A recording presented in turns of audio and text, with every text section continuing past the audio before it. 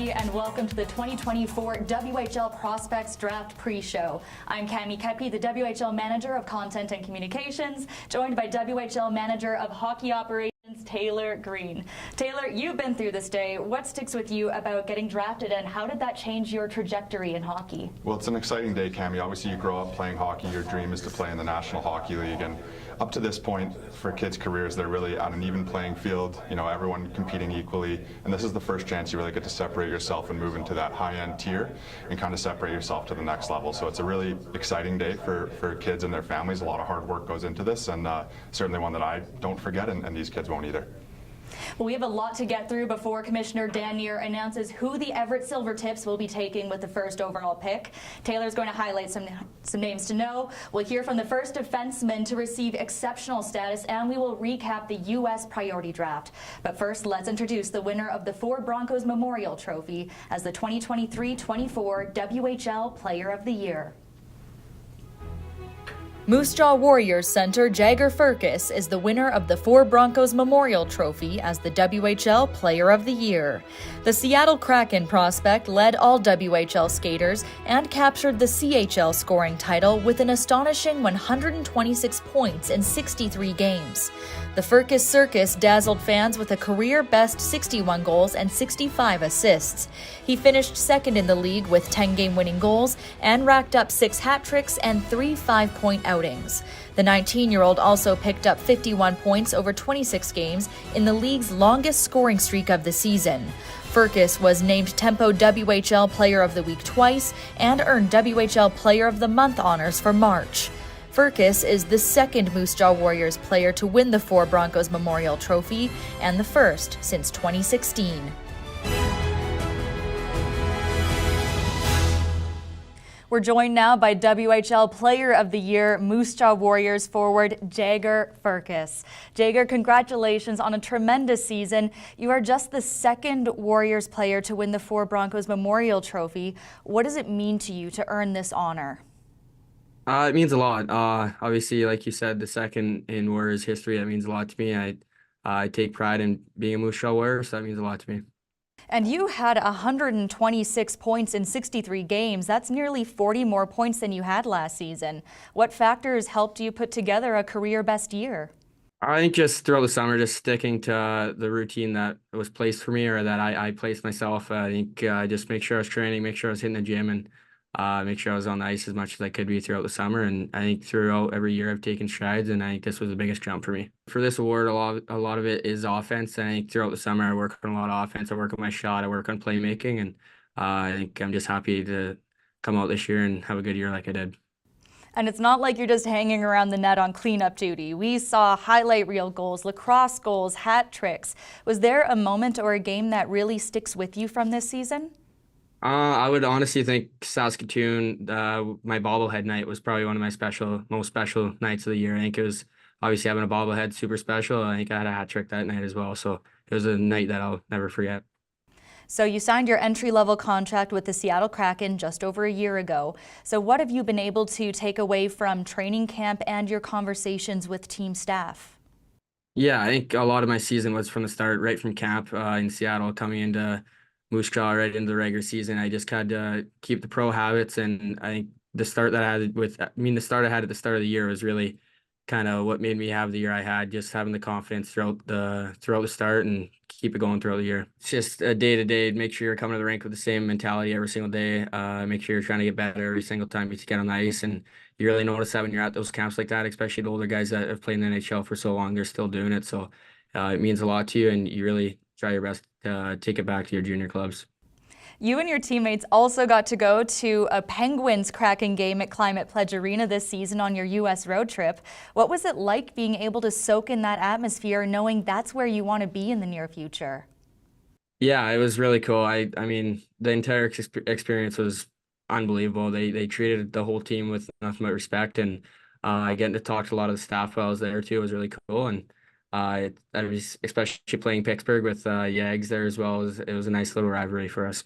You get to experience, even at camp, when you're at camp, it makes you really, really want to make the next step. It's what you dreamed of, and now that you're this close, it just makes you even more hungry that it's a capable accomplishment, and I want to make it as soon as possible. Did you notice some of the media attention from that Kraken game kind of spill over to your games against the Thunderbirds and the Silvertips on that trip? Yeah, I did. I seen a couple signs when we were on the road trip. It was really cool. I mean, the Firkus Circus, it goes a long ways over there, and it means a lot to a lot of guys over there. And it's honestly, it means the world to me to see support like that. And speaking of the Firkus Circus, how do you actually feel about the nickname?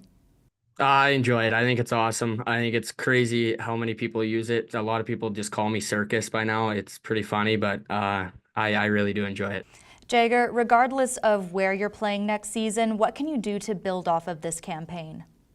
Yeah, I think just bring confidence into me. I think going into next year, going wherever I end up, I just want to make sure I play with the same mentality as I did this year. Try to strip pucks as much as I can, play my game, and see where I end up.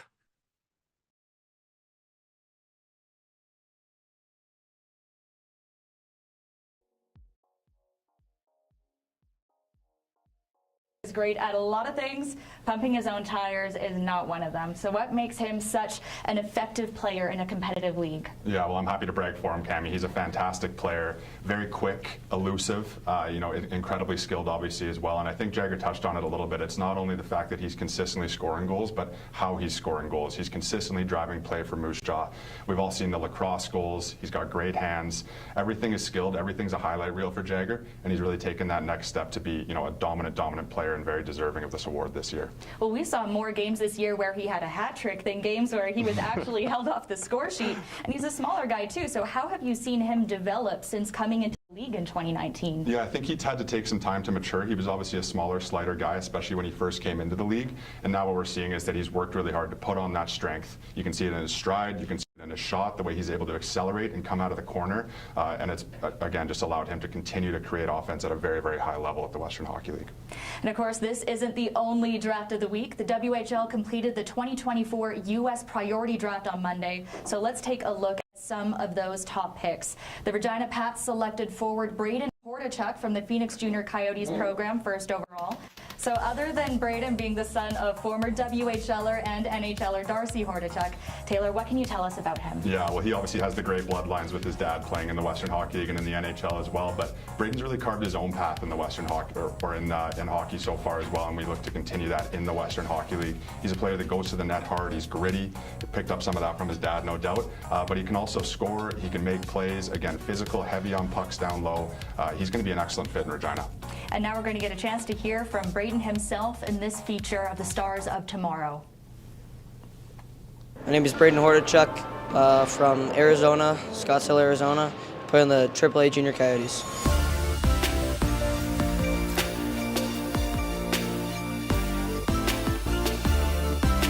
My physical aspect's always there. Try to make a hit every game, send a message to the other team don't mess with me, because if they do, I'll show them up.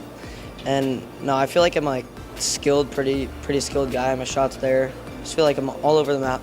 When we see Braden Huk, we see a power forward type of player, a player who's very versatile and very frustrating to play against for his opponents. He gets in on the forecheck very, very quickly and has good feet to be able to get in there and be disruptive. Once he gets the puck too, excellent vision and great touch around the net. We see that with 20 goals in 37 games this year for the Junior Coyotes. My goal is to make it to the NHL, just like my dad. I mean, it was amazing, still is. We go out on the ice, he works with me, in the mornings, afternoons, whenever, we just go out. Growing up, he was always there for me. My mom, actually, funny story, she shaved my head bald on accident, and my dad was there and did the same thing, shaved his head bald too.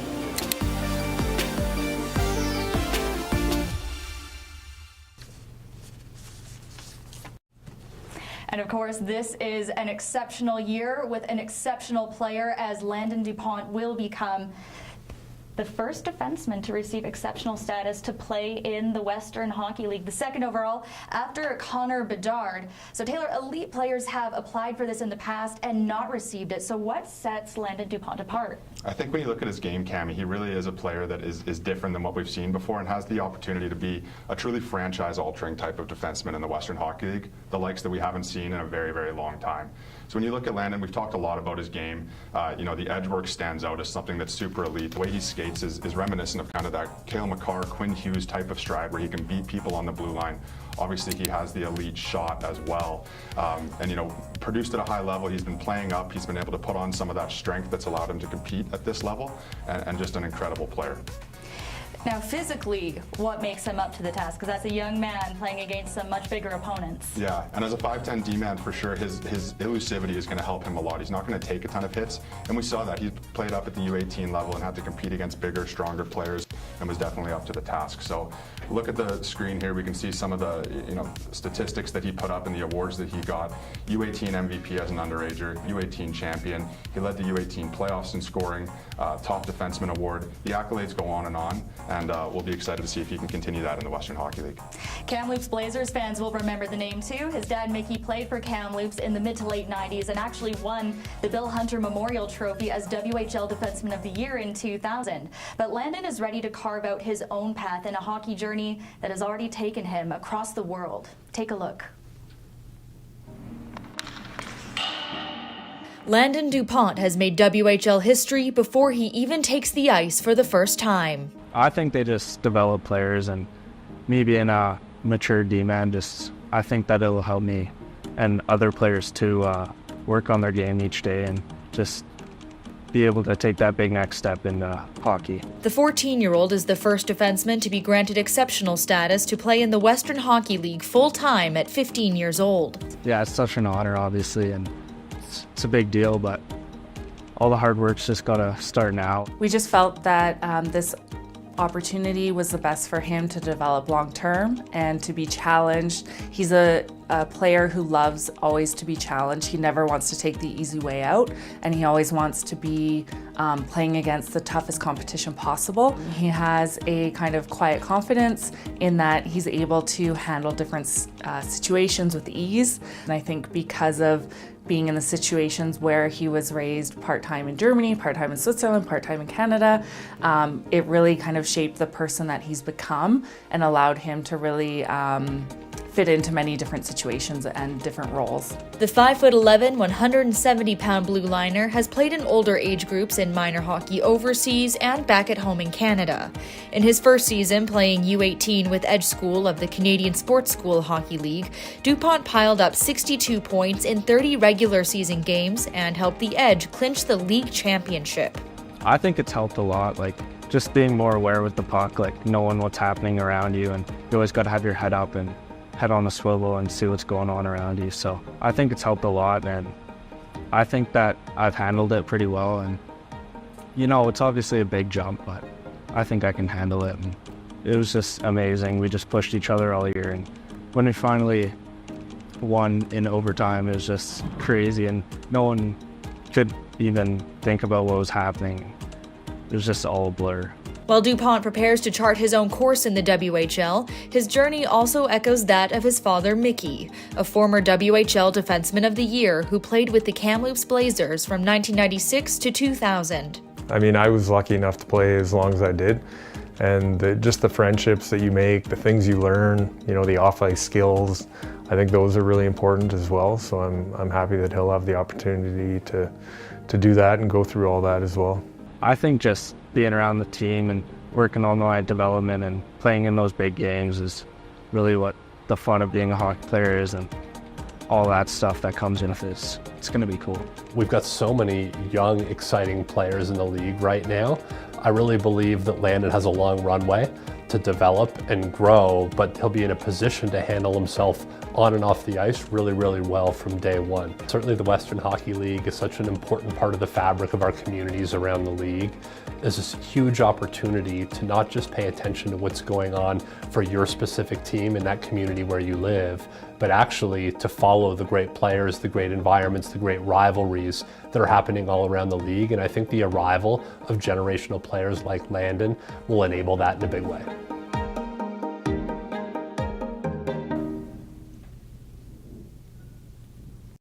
We will have a chance to catch up with Landon himself once his name is called in the draft. It's expected that the Everett Silvertips will select him with the first overall pick. Taylor, what makes Landon a good fit for Everett? Well, I think Everett's on the rise right now, and certainly he's going to fit within their competitive window. And when you take a player like this, your competitive window almost resets to build around that player. When you look at some of the pieces they have, last year they took Breck Lisk at 12 overall as a big defenseman, and then took Kane Wilkie, an energetic forward, at 20th overall last year too. So they're starting to build up those prospects that are going to be playing with Landon. They've also got some great pieces already. When I look at a potential D partner or fit for Landon, you know, somebody like Calder Hamilton, a big, long defense-first player who's really coming into his own. Something like that makes a lot of sense. They have a lot of pieces to play with back there, and I think it's going to be an excellent fit for Landon. And there's a lot of other high-end talent expected to be selected this morning, so let's take a look at who holds the top 10 picks in round 1 of the WHL Prospects Draft right now. Of course, we have the Everett Silvertips selecting first overall. With the second pick, we have the Prince Albert Raiders. Right now, third is the Tri-City Americans, picking fourth, the Kelowna Rockets. At fifth, the Edmonton Oil Kings, followed by the Calgary Hitmen at sixth overall. The Spokane Chiefs will pick seventh, the Victoria Royals at eighth, the Raiders once again at number 9, and rounding out the top 10, we have the Vancouver Giants. So Prince Albert with another high pick after selecting defenseman Daxon Rudolph and forward Riley Boychuk first and second overall in 2023. Who do you think could be a good fit for the organization in this year's group? Well, I think the beautiful thing for Curtis Hunt and the Prince Albert Raiders is that they've stocked their coverage so high already. They've got a very deep prospect group, and it allows them to be flexible here and go a number of different ways. Obviously, they've got the 2nd and 9th selections, but you know, with that 2nd overall pick, I do think Brock Crips is probably the best available player on the board, Cammy, and I think that makes a lot of sense. You look at last year, them taking Daxon Rudolph, first overall, big, strong defenseman, very capable, two-way game, and Brock Crips is kind of that high-octane, you know, swashbuckling type of player that really gives you that flash on the back end. I could see a deep pair of them going into the future where PA fans are having a lot of fun watching them, and they could also go to a forward as well. Like I said, they've built up their coverage to a point where they can really be flexible here and go either direction. So who else stands out to you as a potential high-end pick? So outside of who we talked about already, Landon Dupont, Brock Crips, I think a player like Brock England, the edge forward, is going to be a fantastic player in the Western Hockey League. He's incredibly fast, probably the quickest player in the draft, great straight line speed, very dynamic entering the zone. He's adept as a passer and as a shooter, somebody that can really impact the game at both ends. I think when we look at Brock, what really started to separate him going forward is that he has the ability to play that 200-foot game. You look at him as a face-off man. He's got excellent percentages. It's hard to learn how to take face-offs at this age, and he's done that already. He contributes on the PK. He contributes on the power play. Gives you a lot of different looks to your team, and you can be flexible with how you deploy a player like Brock. Another one would be Aiden Bouchard, the edge defenseman. Landon was the star of the CSSHL U18 edge team, and Aiden would have been the star of the U15 team in edge. A brilliant defenseman, already 6 feet, very big, strong as well, capable, has that ability that we look for in high-end defensemen where he skates extremely well. He has the ability to walk guys on the blue line and a developed two-way game already too. My favorite thing when I watch Aiden play is that his heartbeat never raises too high. He keeps a pretty low pulse and very calm in all situations, which we really like about Aiden. So an excellent player that projects to be a huge talent at the Western Hockey League level. Calder Hamilton would be another smooth skating defenseman. And we're seeing a theme this year, Cammy, where all of these 2009 D-men near the top of the draft have such good edge work and are such good skaters. And Calder might be the best one of all of them. He's extremely smooth. The Martinsville defenseman put up record numbers this year in the SAAHL, 70 points for him. He had a fantastic year, and he really wants to drive offense from the back end and be that catalyst. A very dangerous player, and he showed very, very well at the Saskatchewan Cup event earlier in the year. And the last one would be Ben Harvey. Ben Harvey's an NAX forward, smaller guy, incredibly smart. He might be the most intelligent player in the draft this year. Very good IQ. Another player similar to Brock England where you can deploy him in a lot of different situations. He did everything for NAX this year. And obviously, again, when we're looking at these high-end players, you have to have that high bar of skill.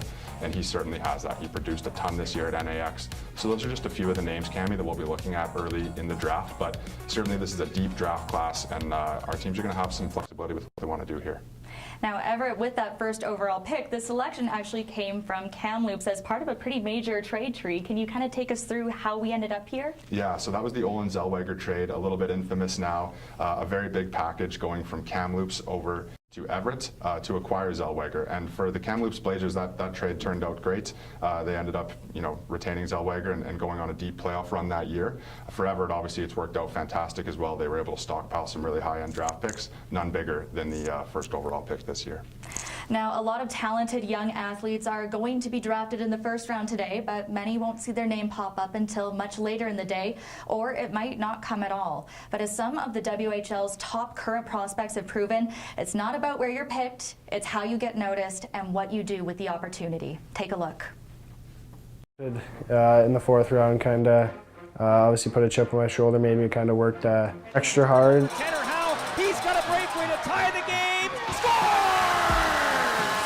My vision and hockey IQ, I think it's kind of came a long way since I started at 15. It's something I try to work on. I got into preseason, got the games in there, and then got sent back, and kind of just used that as the motivation for me to kind of improve my game, and kind of made me understand what I needed to do to kind of get to the next level. Cougars lead 3-2 on a great individual effort by Tarek Parasak. My first year it was a tough year, and that really helped me learn the other part of the game, that the not so fun part. I've done both now. I've been on the most losing team, and now I'm being on a team that every single night we think we're going to win and we expect to win. Just try to get better every day, be the best version of myself. I always took it as motivation to prove teams wrong and show them what they missed out on, and I think I'm doing that. It's a process, but yeah, I'm extremely grateful that I wasn't selected, as it was a blessing. There to meet him, Cowan, waiting for him, the shot, save made by Cowan as he stones it with the pad. Anytime you have an opportunity to prove people wrong, that's what I intend to do. And obviously, later pick in the W draft, later pick in the NHL draft, and my goal is to go out there and stop as many pucks as possible. If I can do that and show people that maybe their rankings or whatever you want to call it maybe weren't so spot on, that I think I'm doing my job.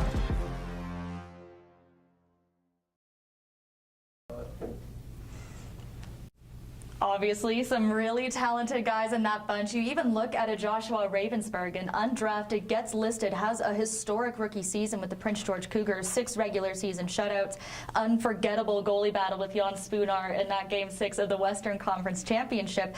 Who are some other players who were drafted low or not at all, in your mind, who went on to do great things in the league? Yeah, there's some great recent examples, Cami. I think about a player like Archdeep Baines with the Red Deer Rebels, who just played his first NHL games for the Vancouver Canucks this season. Undrafted guy out of Abbotsford, and had a fantastic WHL career, and looking to impose that in his pro career as well.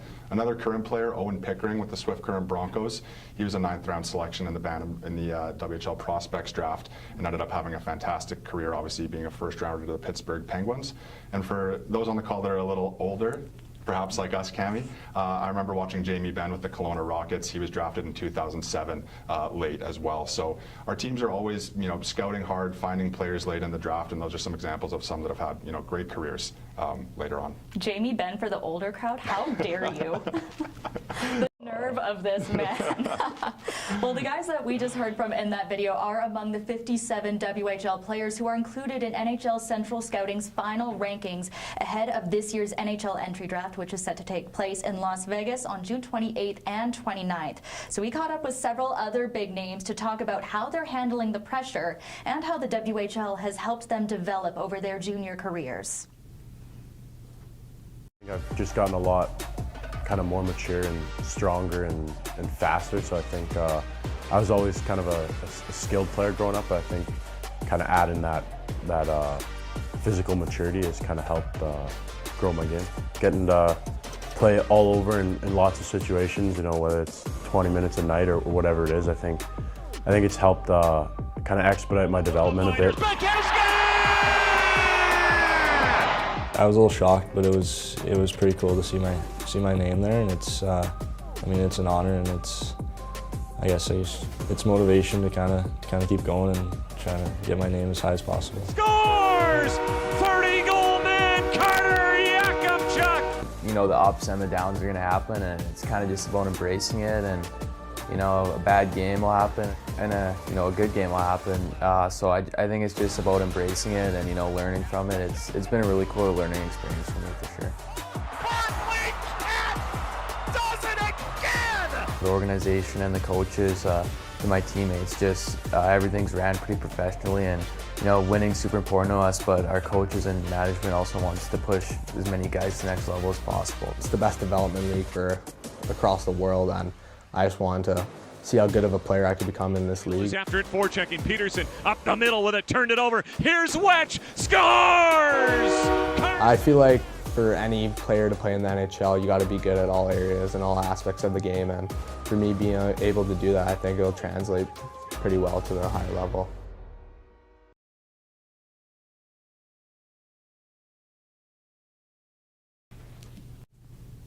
Exciting to see so many players getting ready to take the next step in their journeys. But Taylor, I wanted to take you back to the U.S. priority draft, actually, because we didn't get a chance to talk about some of the success stories that have come out of that draft in recent years. Yeah, certainly. Well, when you think about the U.S. draft and recent success stories, there's none more prevalent right now than Grayson Sawchuk. The Edmonton Oil Kings forwards had a couple fantastic campaigns in Edmonton. Second-round pick to the Florida Panthers.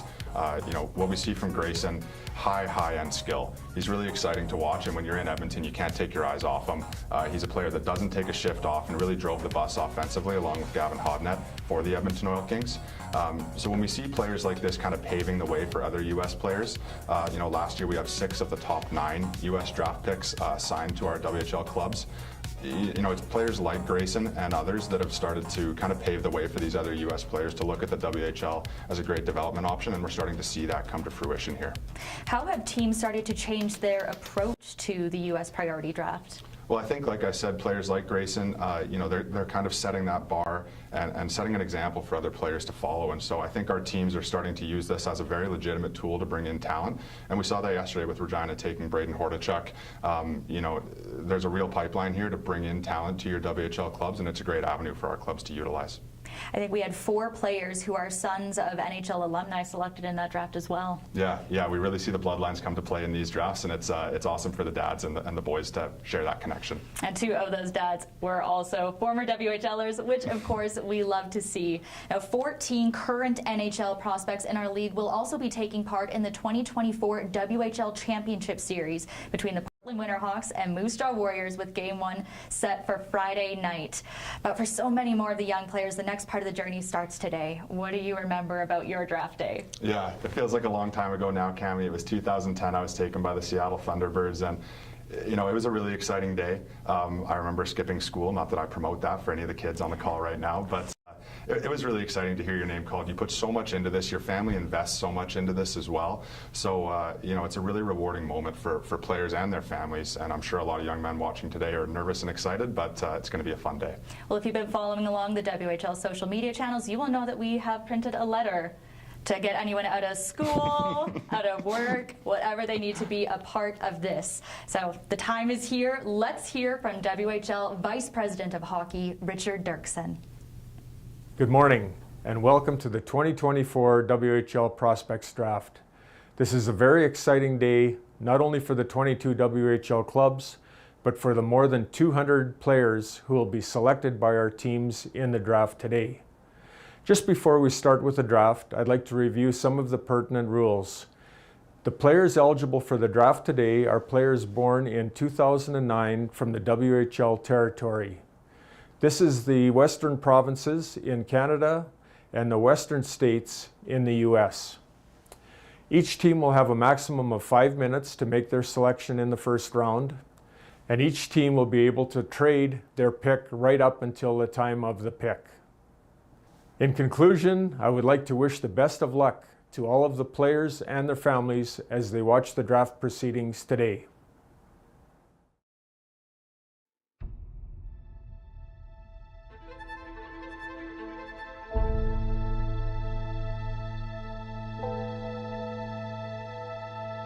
The stage is set and the time has come for the 2024 WHL Prospects Draft. A day many 2009-born prospects have been working towards their entire playing careers. And for the WHL member clubs, an entire season's work of research and scouting comes down to one big decision.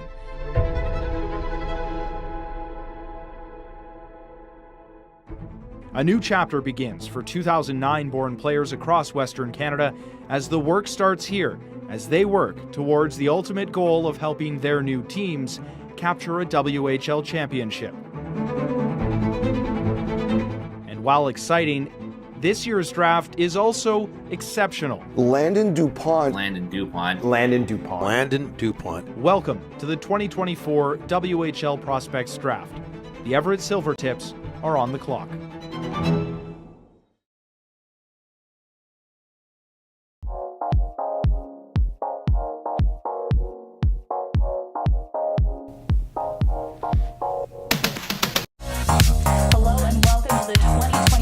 WHL Prospects Draft for those of you joining us now, and a thank you to those of you who tuned in to the pre-show. I'm Cami Kepke, the WHL Manager of Content and Communications, joined by WHL Manager of Hockey Operations, Taylor Green. So Taylor, it's an exciting day for our hockey fans with an exceptional status player in the mix, but also for the athletes who look forward to many years of camaraderie and hockey at the highest development level while continuing professional aspirations and setting themselves up for post-secondary success with the WHL Scholarship Program.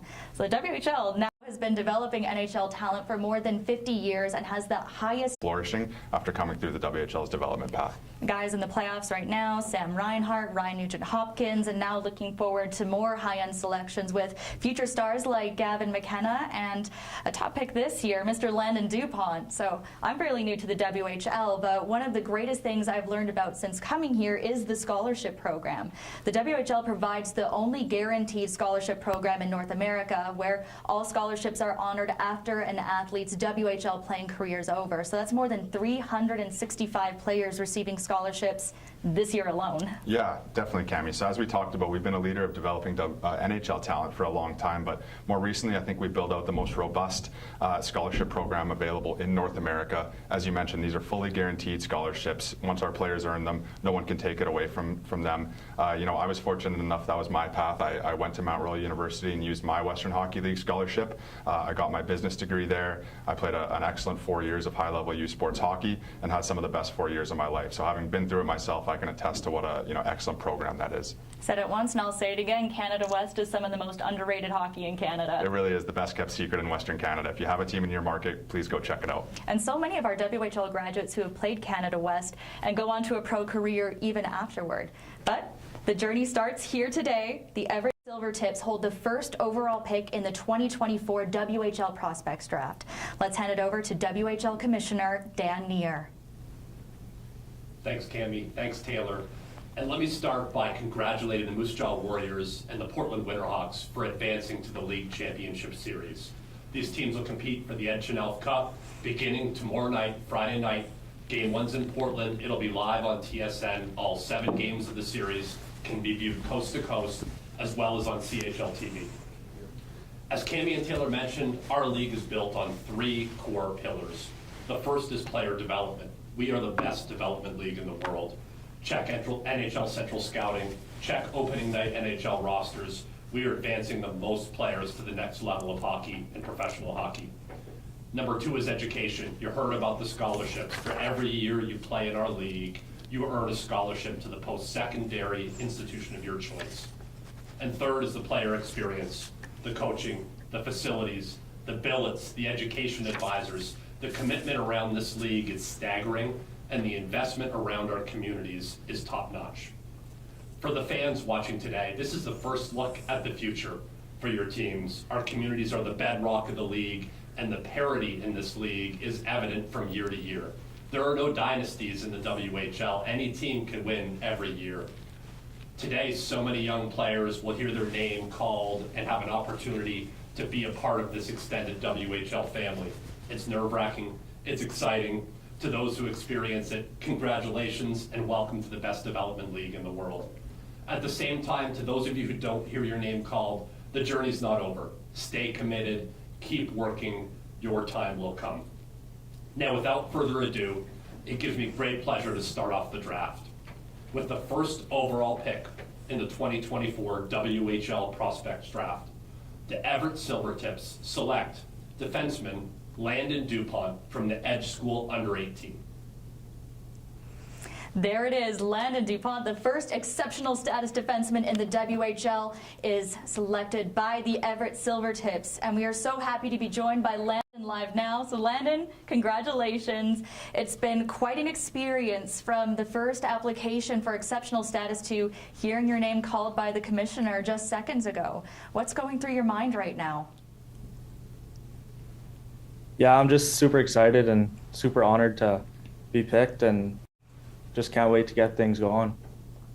I understand you're actually in Everett right now. What have you learned about the organization since getting to know the team personally? Yeah, it's just an amazing organization, just ran really well.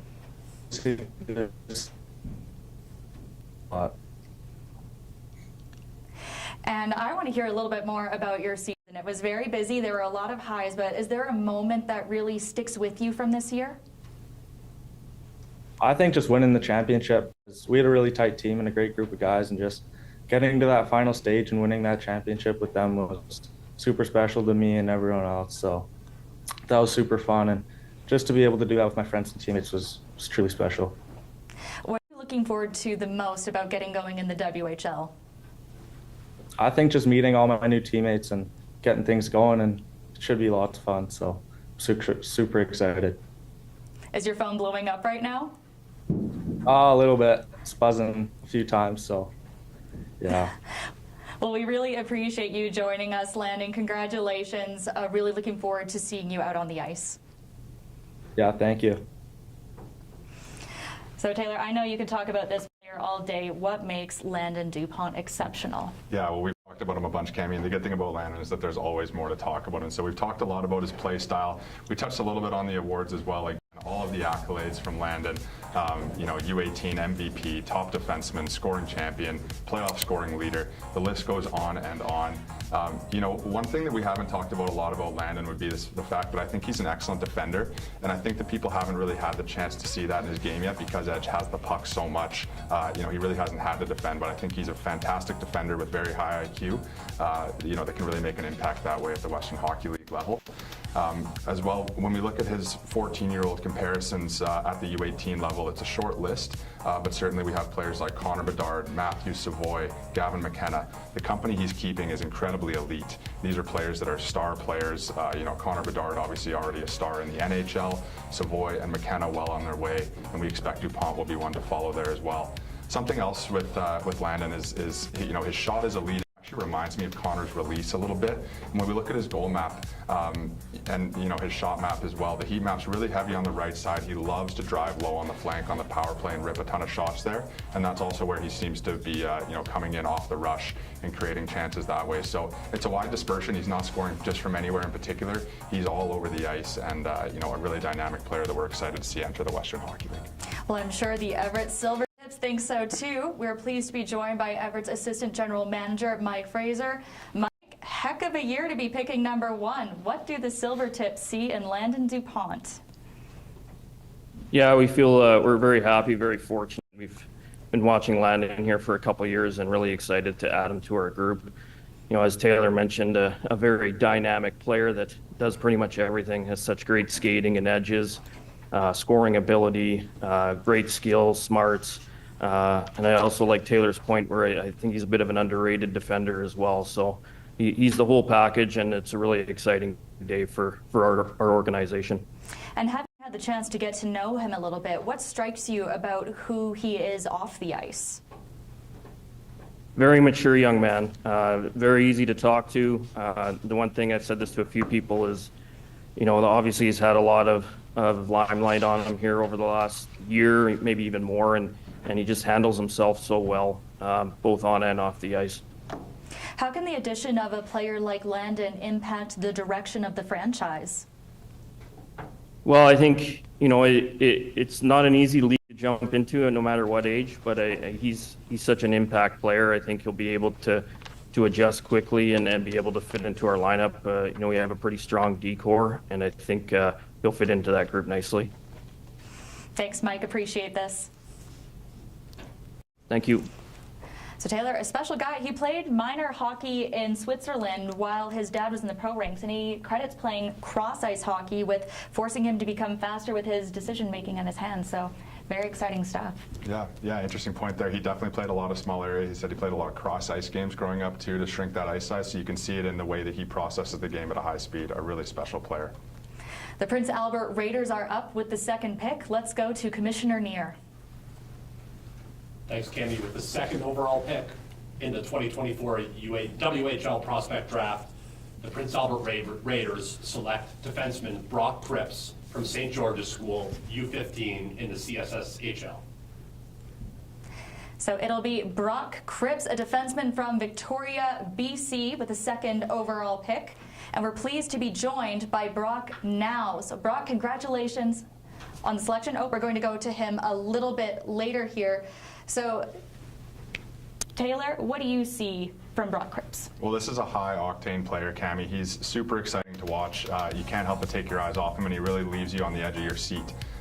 You know, you look at what the Prince Albert Raiders did last year, taking Dax and Rudolph first overall, and they have the perfect complementary partner for him in the future here in Brock Crips. You know, he can walk the blue line. He wants to drive offense from the back end. He's got a fantastic shot.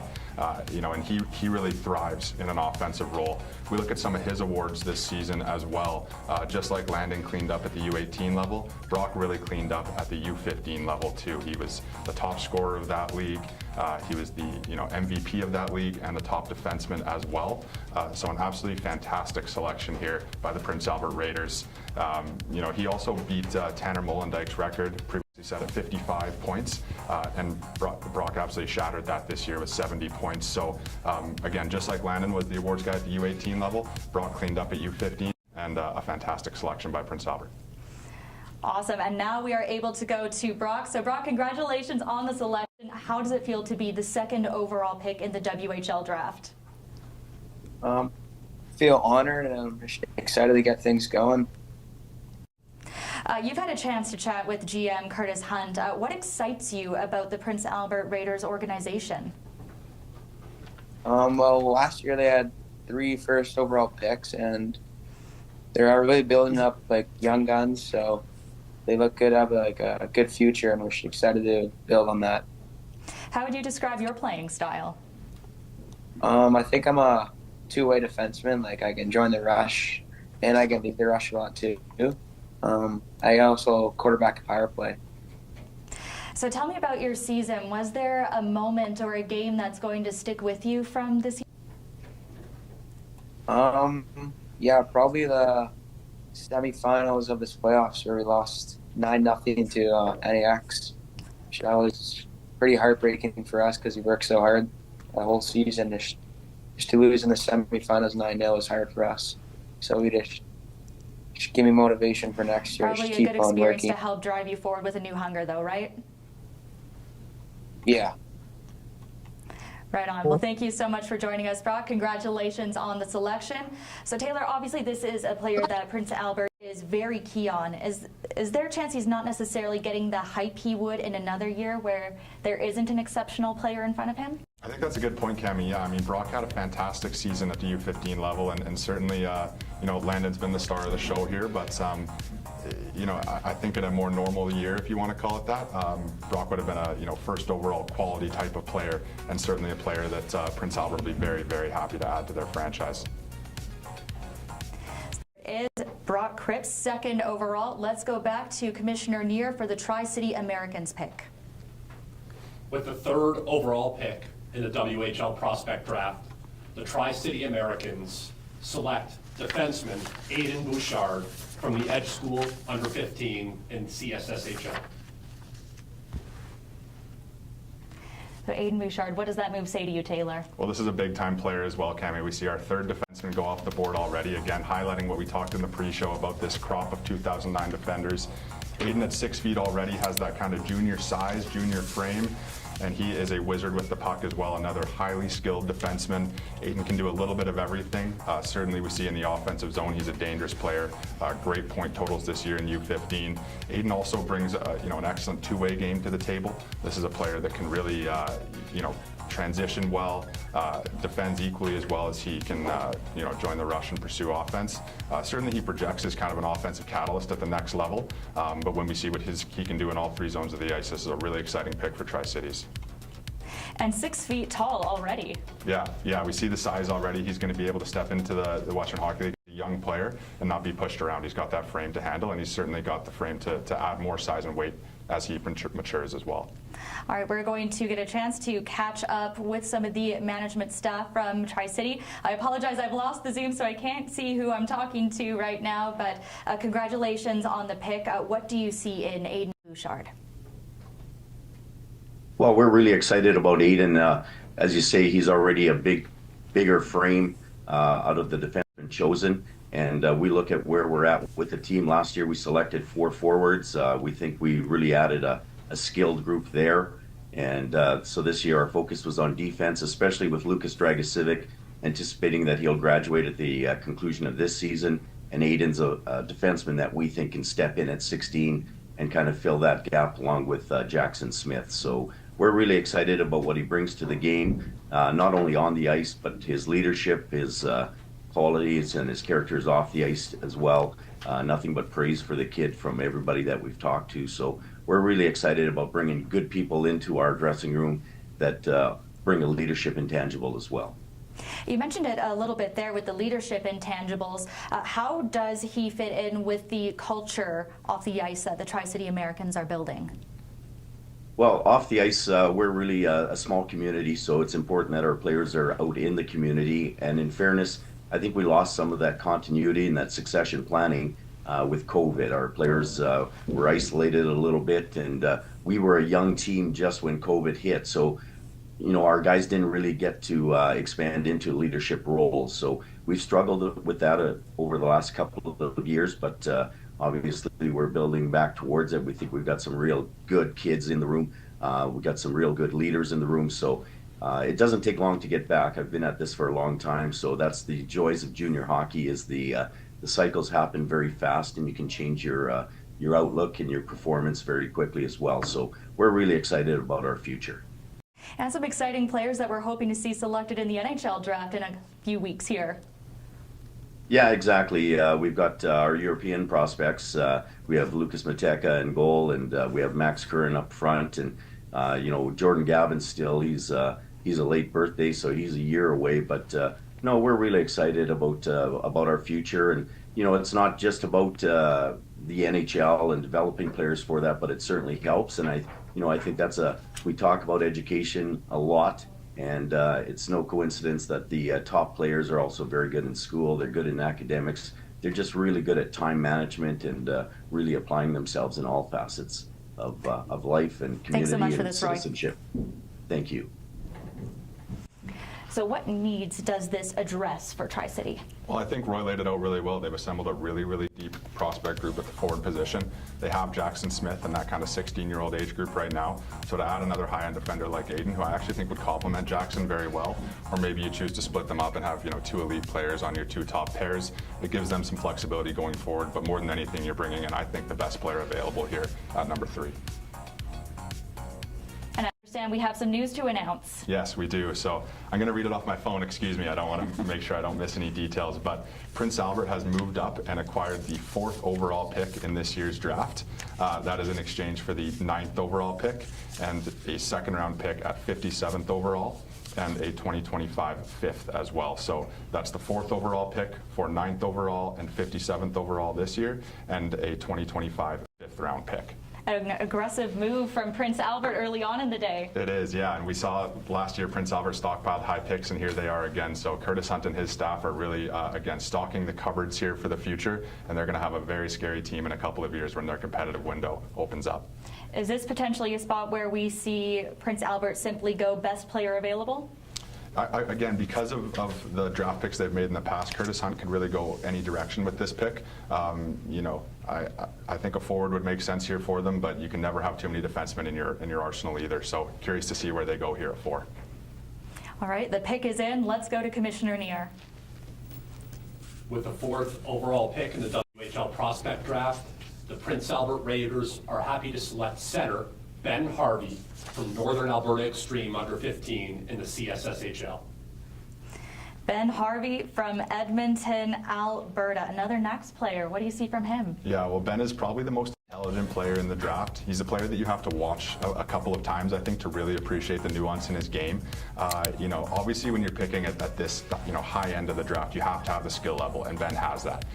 He scored a lot of beautiful goals this year. He's a quick player. He's got a great engine, and he can finish around the net as well. But what we really see with Ben is that high-end, two-way intelligence. I think I can count on one hand the number of, you know, quote-unquote bad plays I saw him make or turnovers. He takes really good care of the puck. He's incredibly smart, and he makes everyone around him better.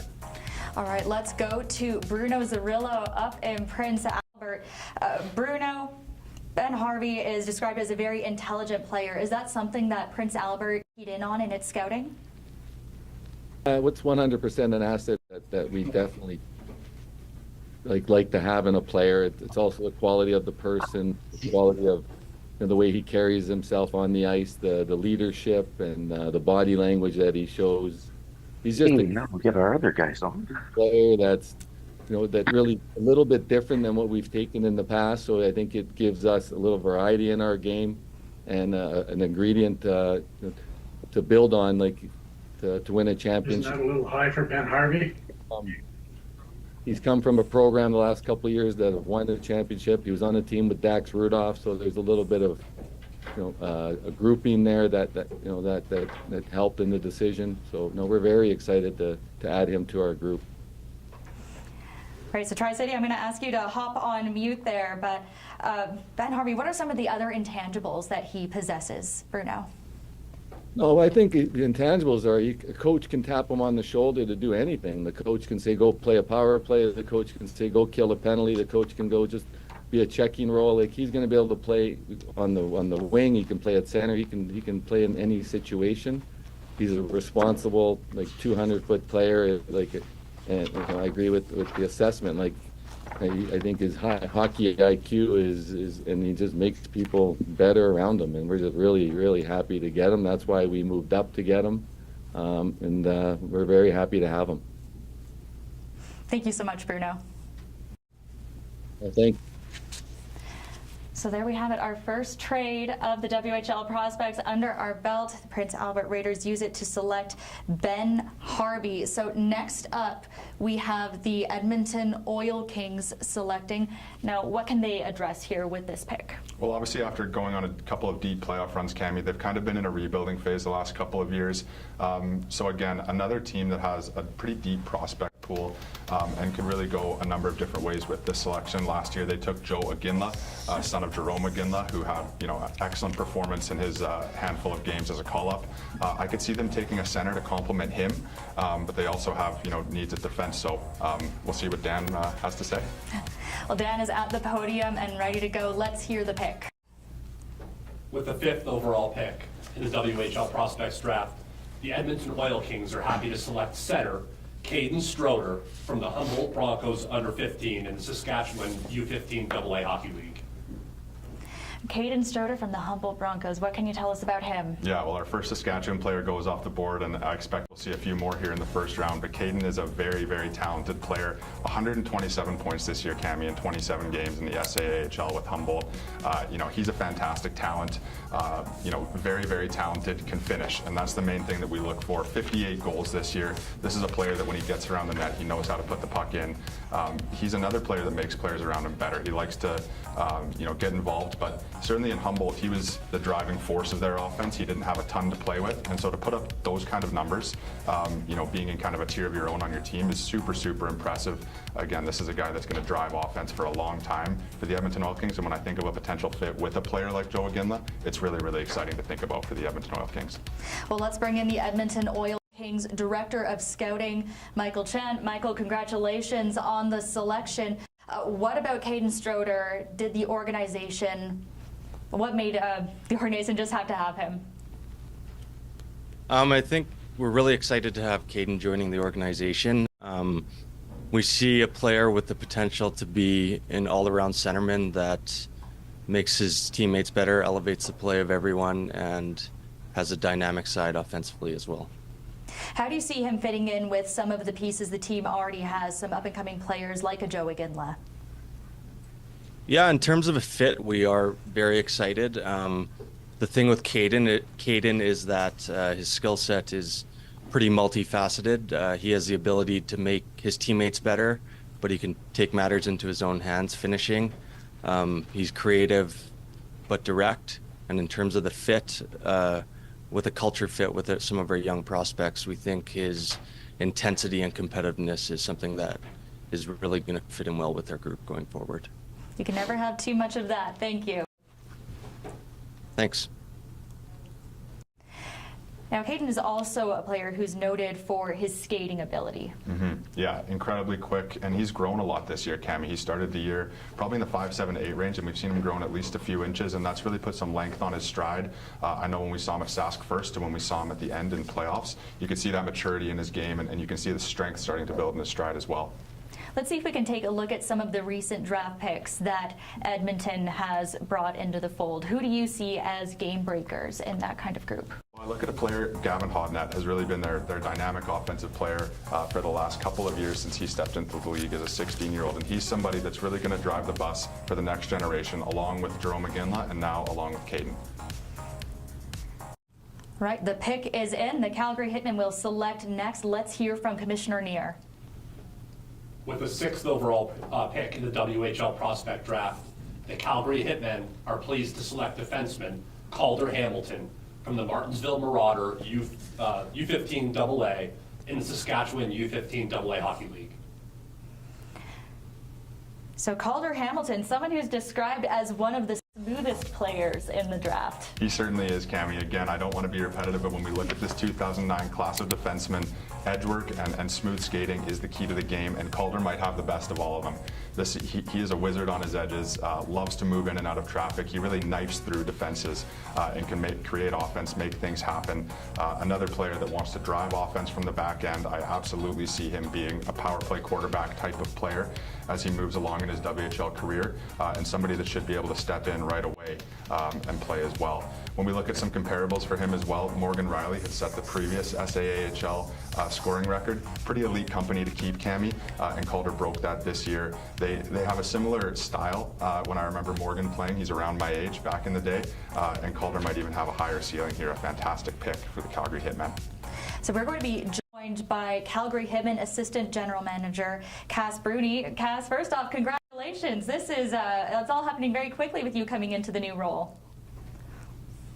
Thank you, I appreciate it. Yeah, I'm honored to be working with such a good group of people, and yeah, excited to get started. So what do you see in Calder Hamilton that can make the Calgary Hitmen a better team? Calder's a really exciting player that we're thrilled to add to our group. He is mobile, one of the smoothest skaters in the draft. He impacts all areas of the game. He's a competitive player who defends extremely well, has great instincts with the puck. We believe he's a complete defenseman.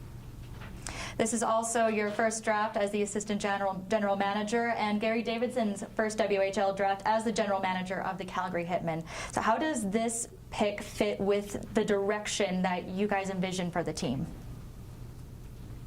I think Calder fits in really well with the group of players. We believe in mobility, and players on the back end are going to be able to move pucks and be involved in offense. And we're looking for talented players, and Calder's a very talented player and a great person who's been around the league and has family bloodlines in the league, and we're really excited to add him to our group. What can you tell us about the style or identity that you're trying to build for the team going forward? I think we're trying to build an identity of a team that plays with pace, that really is an aggressive team that has an offensive mindset that's really hard to play against. And Calder fits in really well with this. He's up in the play. He defends really well with his feet, his stick, and his body, and he's going to contribute offensively for us. Thank you so much for this, Cass.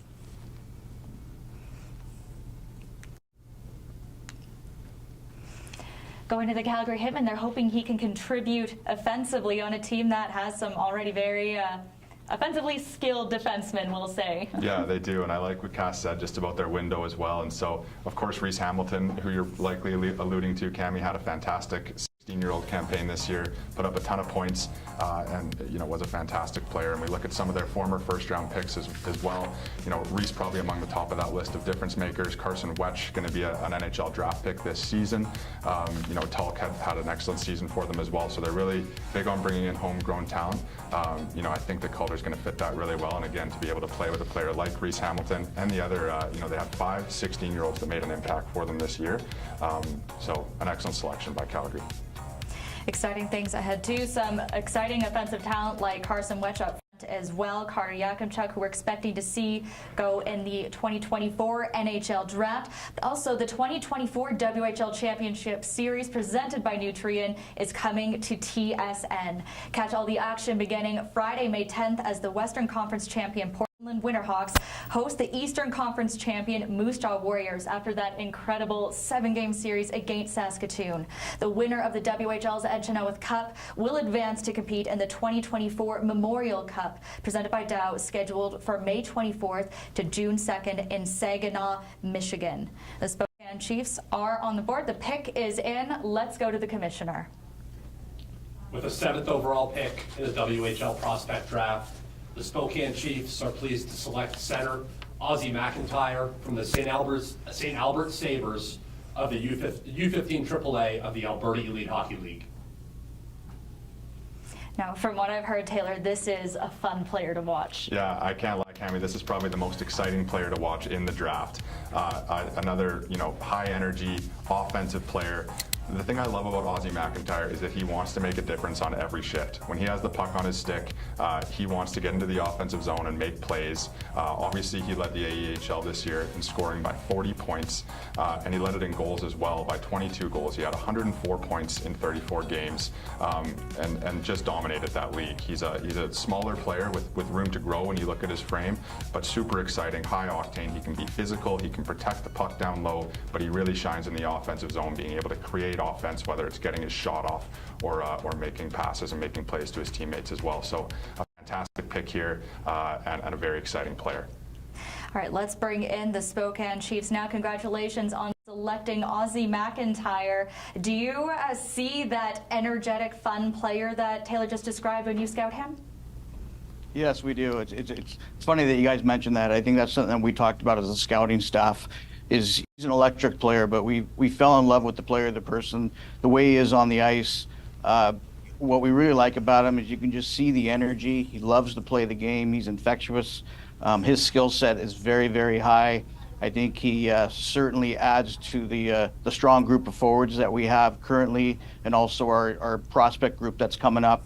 I think he's going to be a real exciting player for our fans, and we're really excited to be able to select Aussie. I'm glad you brought that up. Could you talk a little bit about how you see him fitting into that upcoming group?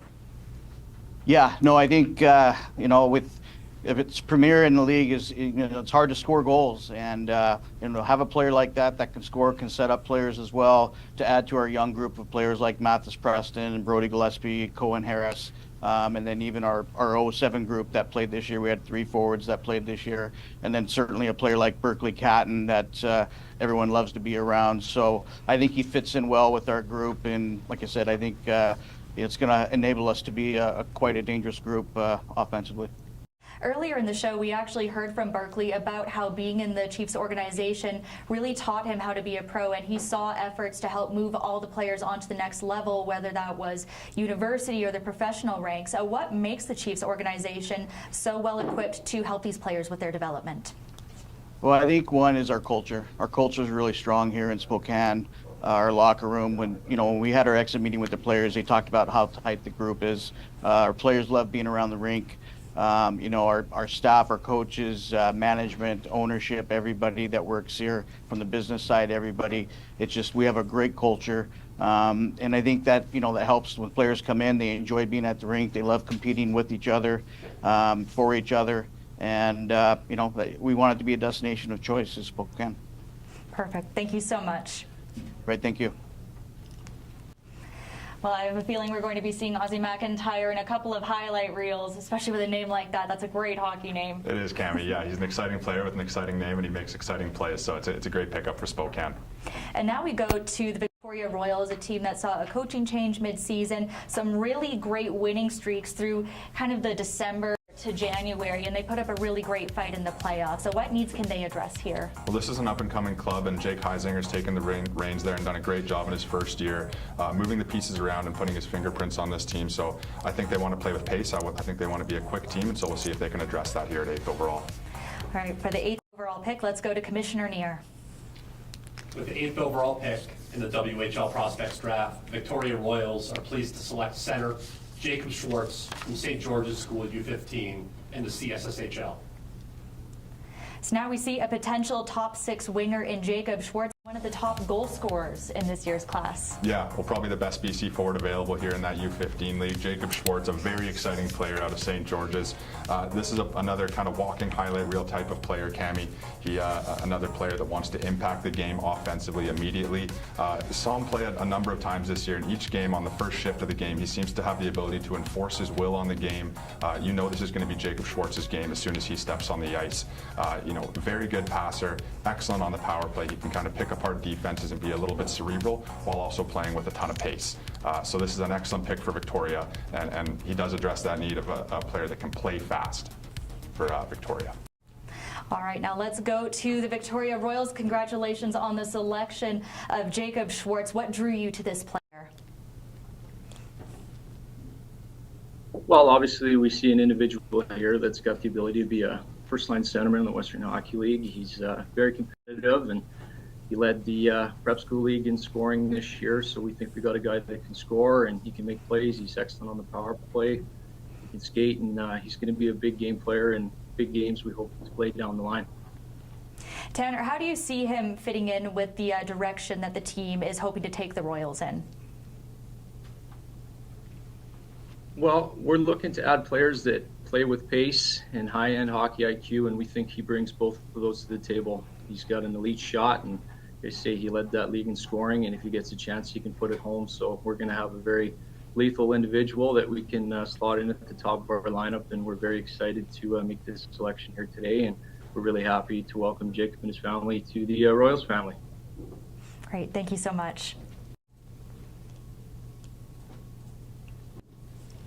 When's the last time you've seen a goal scorer like this come along? Well, he's definitely special, Cammy. Again, on the power play, he's so lethal. He can walk down the half wall. If the shot's there, he can put it in, and he can also slide it across or up top to where Brock Crips was playing, and the two of them had excellent chemistry on the power play. So this is an excellent scorer for sure. And when we look at you know, Victoria's last selection, Keaton Verhoff, 4th overall last year, who some of the GMs in the league told me could have been, you know, almost an exceptional status player this year. He played a number of games for Victoria and was very, very good in those games. So to have a, you know, high-end defenseman coming up like him that projects as a future #1, and to add a player like Jacob Schwartz is fantastic. Wonderful. Those are the top 8 picks. We're going to take a quick break here. Stay with us as we hear from WHL alumni Connor Rankin. Every inch of the Scotiabank Saddledome seems to hold a different memory for Connor Rankin. Obviously playing for the Hitmen, I feel so long ago, but 8 years ago. Obviously some special moments like the hat trick in Game 7. Throw those hats on the ice. It's not only a hat trick, it's a natural one. Connor Rankin has done it again. And then going all the way into playing for MRU and playing the Crowchild Classic. In double overtime, Mount Royal wins the 8th annual Crowchild Classic. These days, he's working high above the ice as a member of the Calgary Flames Data and Analytics Department.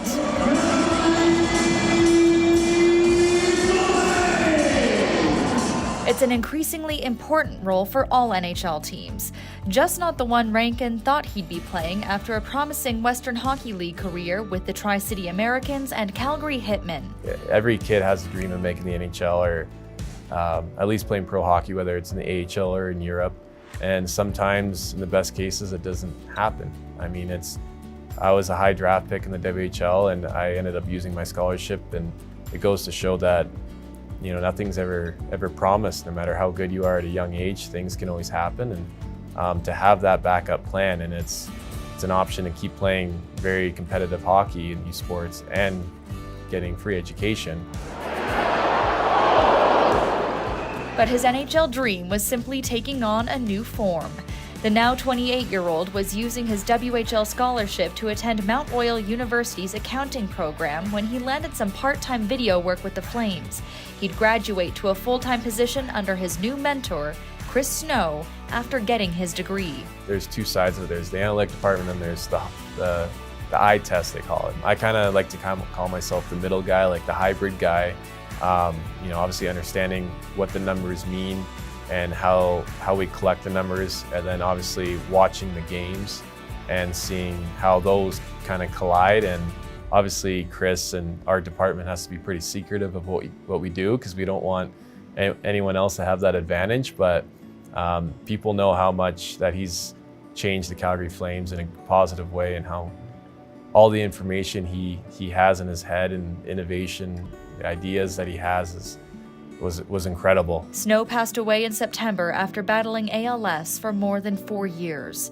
He was 42 years old. He affected my life in so many other ways. Like he was a boss, but he was also a friend. He was a mentor. He was everything to me in that way, and he's helped me along in my life. Like I said, more than just professionally. After knowing him for 8 years, I've definitely grown a lot, and most of that is because of Chris Snow. Rankin and the rest of the data and analytics department still wear purple pins on their jackets to pay tribute to their friend. Another memory the perennial student of the game hangs on to as he walks into the Saddledome yet again, still crunching his numbers and still chasing championships. I just saw the Western Hockey League as the quickest route to the NHL for me. You get in playing at a young age against big, strong guys who help you develop and get ready for the next level, so the WHL definitely was the route for me. The Western Hockey League is the quickest way to become a pro. Like I said, you're playing against the best every night, and I think that's what factored in the most. I just thought it was the best choice for myself, and I think it's proving that. Hello, welcome back to the 2024 WHL Prospects Draft. The WHL Scholarship Program is in its 31st year, with nearly 8,000 scholarships having been awarded since 1993-94, representing an investment over $35 million by WHL clubs. Every player who plays in the WHL is eligible to receive the scholarship. For each season played in the WHL, players receive a guaranteed full year of WHL scholarship, including tuition, textbooks, and compulsory fees to a post-secondary institution of their choice. We just heard from Connor Rankin, who is now working with the Calgary Flames. We also have alumni like Vuki Mapofu, who is now working in the Pittsburgh Penguins front office. So to learn more about the WHL scholarship, visit WHL.ca or scan the QR code on your screen. So we are 8 picks into the draft now. Can you give us a little bit of a recap? Yeah, so surprise, surprise, we get Landon Dupont going first overall to the Everett Silvertips. And from there we go Prince Albert with Brock Crips. Tri-Cities taking the defenseman from Edge, Aiden Bouchard. Prince Albert acquiring the 4th overall pick, which they used to take NAX forward Ben Harvey. Kaden Stroer goes 5th overall from Edmonton, the speedy Saskatchewan centerman. Calder Hamilton, Saskatchewan defenseman, goes 6th overall to Calgary. Aussie McIntyre goes 7th to Spokane, the high-flying explosive forward. And then Victoria takes Jacob Schwartz, forward out of St. George's. So that's our first 8 so far, Cammie. Our next pick up is the Kelowna Rockets with the pick they acquired from the Prince Albert Raiders in a trade earlier today. Let's go to Commissioner Neer. With the 9th overall pick in the WHL Prospects Draft, the Kelowna Rockets select defenseman Owen Hayden from the Calgary Northwest Flames under 15 in the Alberta Elite Hockey League. Owen Hayden, he is a big boy. What can you tell us about him? Well, I'm a little bit partial to big defenseman, Cammie. As you know, the 6'6" defenseman, a fantastic player. And what we really see here is at that size, at this age, it can be easy to be a little bit uncoordinated, but we don't see that with Owen Hayden at all. He is coordinated, he is very smooth, and extremely mobile, not only for his size, but just in general in this draft class. So we see another defenseman with mobility, this time with some elite size as well. He moves the puck extremely well. Do I see him being an offensive catalyst at the next level? Probably not, but I do see him being a shutdown guy that can move the puck between the blue lines. Look at a player like Tyler Myers, who's so mobile for the Vancouver Canucks and can move the puck really well in transition. That's the type of player I see Owen Hayden becoming for the Kelowna Rockets. How does he fit in with some of the other impact picks that we see on the screen there? Well, I think Kelowna's had an excellent draft record. Obviously, they're kind of entering that window right now where they're ready to win, and so Owen Hayden's going to get to come in and learn from these excellent players, learn what it takes to win at the Western Hockey League level, and hopefully come in a year from now at his 16-year-old season and be ready to make an impact. Let's bring in the Kelowna Rockets now. We just heard Taylor talking about how this could be a guy who can come in and learn a lot. Why was this a player that you wanted to select?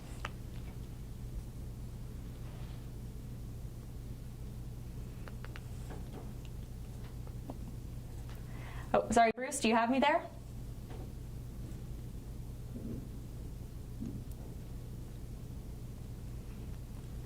Okay, we'll double check on that later.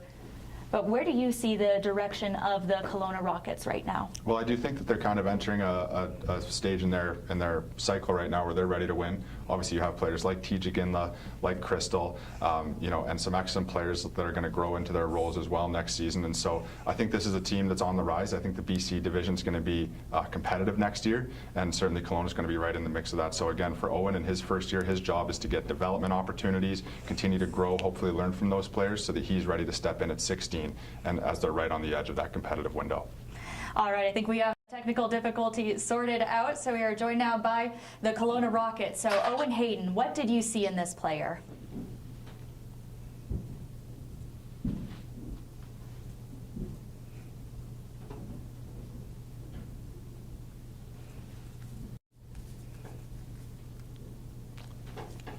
Oh, looks like they're not quite able to hear us right now. So we do have some very talented players off the board already. Who are some of the top picks who are still in the mix here? Well, I look at a player like Brock Engelland at edge, somebody who I think is a really dynamic forward with two-way ability that I think is going to go off the board soon. A player like Boston Tate, another big defenseman, this time out of Estevan. He's already 6'2" and scored 30 goals this year on the back end in Saskatchewan. He's a player that I think is going to go off soon as well. How can we forget about Chase Serkan in Regina? Somebody who had an extremely productive season, even more so than Kaden Stroer. So we still have a lot of high-end names here, Cami, at the top of the board. And next up, we're going to see Vancouver selecting. What kind of needs can they address here? Well, Vancouver, and I feel like it's been a theme at the top end of this draft, but they've drafted very, very well. Obviously, Cameron Schmidt, their 16-year-old last year, was fantastic. And they had two high picks last year as well, taking Brett Olson at 8th overall and defenseman Ryan Lynn at 6th overall, both who had excellent U18 campaigns. So the Giants have the flexibility here to go in whatever direction they want. I'm thinking they might be leaning forward, though, Cami. We'll see. We will see. The pick is in. Let's go to Commissioner Neer. With the 10th overall pick in the WHL Prospects Draft, the Vancouver Giants are pleased to select center Blake Chorney from Northern Alberta Extreme under 15 in the CSSHL. Another Northern Alberta Extreme player in Blake Chorney. Can you tell us about him? Well, he was kind of Ben Harvey's running mate this year. Obviously, Ben Harvey going 4th to Prince Albert, and Blake played alongside him this year and was extremely productive at NAX. He's got an excellent shot, and it's heavy, it's a quick release, and he loves to get it off. He can score in spades. 19 goals in 24 games for Blake this season at NAX. Another Saskatchewan boy as well goes off the board. As we mentioned, they have a very high-end group out of Saskatchewan this season. He was first in playoff scoring as well this year, or second, at the U15 level, so extremely productive and kind of got better as the year went on. I love the shot, I love the offensive ability, and I love the hard work that Blake Chorney brings to the table as well. So he finished 16th overall in CSSHL U15 scoring. Let's bring in the Vancouver Giants now. Congratulations on the selection of Blake Chorney. What did you see in him that makes him a great fit for this Vancouver team?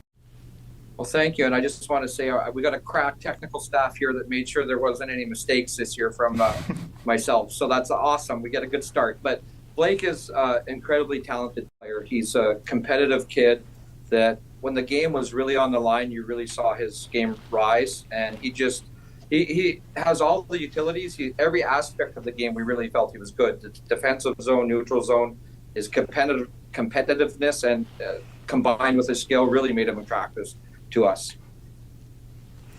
And Barkley, we saw this year, you could never count out this Vancouver Giants team. They made every game exciting. They played right to the end. How does Blake fit in with the team identity? Well, tremendously. The work ethic on ice, compete again, like I just said. Those are things with the skill to complement our skilled young group that we have here. We really think we got a really strong candidate here. We think he brings some leadership qualities off the ice as well. And he's a player, to be honest, that we've really enjoyed watching all year. I know I got excited to go to the rink and watch him play. And I know our scouting staff all thought very highly of this player throughout the entire year. Well, hopefully the fans will be excited to come see him play too. Thanks, Barkley. Thank you. So where do you see a player like Blake Chorney slotting into the Vancouver lineup down the line? Well, he's definitely top 6 forward material. Again, Barkley said it, he's a competitive player that can score, and you always have time for those. They have one already in Cameron Schmidt. They've got an excellent center coming in Brett Olson, and I think Blake Chorney fits in that mold of player really well, but we're certainly seeing a top 6 forward here that's going to be an offensive contributor and somebody that can play a two-way game for Vancouver as well. And now we go to a team that is at the start of the cycle after capturing the WHL championship in the Seattle Thunderbirds. What type of player could they be going after here? Well, they were another really young team last year. I think they also had 5 16-year-olds on their roster. I think you always need to build your depth down the middle. I really like their young defense corps, so I could see them leaning center here, but another team that has a good prospect pool and has some options, Cam. The pick is in. Let's go to Commissioner Neer. With the 11th pick of the WHL Prospect Draft, the Seattle Thunderbirds are pleased to select center Brock Anglin from the Edge School U15 in the CSSHL. So Brock Anglin, I know this is a player that you had quite highly ranked. I did. I really like Brock. I think this is great value here for the Seattle Thunderbirds. Probably the fastest player in the draft. He is so quick, and his processing speed and his hands can keep up with that foot speed. So he's a player that creates a lot on the fly. He plays a really good two-way game too, and I think that's really what started to separate Brock down the stretch, is that we knew the offense was there. He creates plays all the time for Edge, but what we really saw was a player that could win faceoffs, kill penalties, track back in his zone, and provide that two-way value that I think is really, really good value here for the Seattle Thunderbirds. So a fantastic pick for an exciting young player. Let's go to the Thunderbirds staff now. Congratulations on the selection. What kind of player do you think you have in Brock Anglin? Well, we're extremely excited to add Brock to our team. We think he's the best skater in the draft. Just high energy. We think that he competes as well as anybody. Plays with that edge. He just brings a Thunderbird style to his game, and that's the attraction to him. What is the Thunderbird style? Well, we're always been known as been a gritty team, but we want to skate. We want to have a high compete level, and Brock again adds all those elements to our system. Well, you talk about a gritty style. Brock was 4th in CSSHL U15 penalty minutes this year, but how do you see his two-way game developed right now? Yeah, I think the backtracking, like Taylor said, he plays both ends of the ice. He's got a really good shot, so he can create offense with his speed, and then add that element of getting back into the play, and so he's a 200-foot player and with blazing speed, and really fits our program. Great, thank you so much. Congratulations on the selection. Thank you. So Brock Anglin, how does he stand out on an Edge team that was pretty stacked? Well, they were really stacked, and I thought he was probably their best forward, Aiden Bouchard being their best D-man, and I had them very close, Cammy. So again, I think this is great value for the Seattle Thunderbirds. I think this is a player that's going to really drive offense for them and be able to drive a first line at the Western Hockey League level for years to come. And next up, we have the Wenatchee Wild selecting. Where do you think they could go with this pick? Well, obviously being a new team here, this will be their first official WHL draft selection, so I'm excited to see what direction they have. They're a team that I know wants to play big, have some size, whether that's up front or on the back end. I think they're looking for the best player available that can bring them kind of that edge and grit. Well, let's see Commissioner Neer make a little bit of history with the first draft pick for the team. With the 12th overall pick in the WHL Prospect Draft, the Wenatchee Wild are pleased to select defenseman Boston Tate from the Estevan Bruins under-15 program in the Saskatchewan AA Hockey League. Estevan, the Energy City. Boston Tate, this is a big guy already. He's 6'2". Yeah, big player and a talented player as well. Anytime a defenseman scores 30 goals, Cammy, you have to keep your eyes open. So while Calder Hamilton was the scoring leader in that league, Boston Tate was the defenseman goal leader in that league. A big, imposing frame, and he can play physically. He can win battles along the wall. Everything you look for in kind of a prototypical defenseman. He moves well, and obviously can create that offense from the back end as well. So this is a player that's going to be able to do a little bit of everything for Wenatchee, and like we said off the top, he adds that size and that element of grit. A really exciting pick for the Wild. All right, let's bring in the Wild staff now. Well, with the first selection officially in the team's history since moving to Wenatchee, I guess a lot of pressure to make a good pick, hey? I mean, I think our staff did a great job this year in working with Bliss and Clarkey over the last couple of weeks of identifying who we felt we had to have, and for Boston to be able to be available at this point, it wasn't a very long discussion. And what kind of player do you think you're getting in Boston? Well, we feel like we're getting a cornerstone defenseman for our program. We obviously like the size, the mobility, the ability to play offense, but he can lean on guys when he has to defensively. We feel he's a very well-rounded player. Our interactions with him this year, he's been a very mature young man and great to deal with. And again, for us with our first pick, we wanted to establish a little bit of our own direction especially with our decor, and we felt that we really satisfied that with this pick. What have you learned about him as a person in your interactions with him? Just the maturity, just the approachability and the honesty, easy to talk to. Conversations have been real good and never forced or never uncomfortable long pauses and things. And just speaking with him actually last night was just very excited about the possibility of being available when we picked. And again, we got fortunate that some things moved around for us, and away we go. Great. Thank you so much for your time. Thank you, guys. So Boston Tate off the board. We are now on to the Lethbridge Hurricanes with the 13th overall pick. Now, what do you see in the cards for Lethbridge? Yeah, so Lethbridge has built some really good teams. Pete Anholt's done a great job for a number of years. They like their size, they like their grit. Lethbridge traditionally has been a hard team to play against. I know even going back to when I was in the league, it was never an easy night at the NMAX Center. So we'll see if Lethbridge can add a little bit more of that with 13 overall here.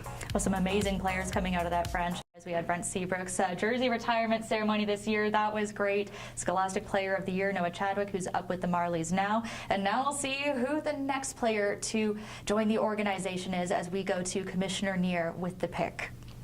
With the 13th pick of the WHL Prospect Draft, the Lethbridge Hurricanes select center Aiden Bouchard from the Winnipeg Bruins of the Winnipeg AAA Hockey League. Well, Taylor, you did say that you appreciate a team that tries to build up the middle. Yeah, absolutely. And this is a fantastic pick. Aiden, the best player available out of Manitoba, no doubt about it. And this is a productive player. 126 points in 32 games played this year in Winnipeg. A big frame already, 6'2", and some room to add some weight to that frame too. But what we really see here from Aiden is high-end skill. This is a player that has an all-around offensive toolkit, skates well, creates offense. He had to do it a lot on his own this year in Winnipeg too, and he's not afraid to take control and drive the bus. He can also elevate the teammates around him and make them better. So, the shot is elite, the stride is fantastic, has all the makings of a prototypical center that every team wants. Big, up the middle, reliable in both two zones. So an exciting pick here for Lethbridge. So now we are going to hear from Lethbridge Hurricanes head scout Rob McLaughlin. Rob, congratulations on the selection of Aiden. Where do you project this player in the future? Well, I think, when we started out this year and looked at our needs were probably get a little bit bigger, and it was up center. So we kind of targeted Aiden, probably from Christmas time on. That's one of the players that we had targeted. And, did we think we would get him today at 13? We did not think we would get him at 13. So, it's a really happy day for the Lethbridge Hurricanes to get somebody that, what we really targeted. And I got to say that, scouting staff's done a really good job on identifying all these guys. And, I was really happy. I laid awake last night thinking, if there's a chance we could get Aiden, that would be very happy for me because this is my last draft. So that's a kid that I was really targeting to get today. So. Well, congratulations, Rob. It's been a long career with Lethbridge. How have you seen the franchise grow and change since joining? Well, I think there's lots of growing pains and stuff like that. But you know what, the management's done such a great job here, and it's just been a pleasure to work here in Lethbridge. And you know what, I never had a day in Lethbridge that I didn't feel good about it. So yeah, I mean, every organization changes throughout the years, you know, and you know what, we're going in the right direction. We've had a little bit of a drought here where, you know, we've been picking in the middle, you know, 11, 12, 13. We want to get that back to 18. And I enjoyed I always enjoyed picking 18th some years, and you know, we're going to get back there pretty soon. Is there a moment, a game, a series, just something that's going to stick with you from your time in the WHL? You know, I don't think there's one moment that I can go back and say that was the moment. I've had numerous. I mean, this has been so good. You know, I wouldn't ask for anything in my life that I've done. I've enjoyed every moment of it. Well, hopefully the last selection was a game-changing one for you and the crew.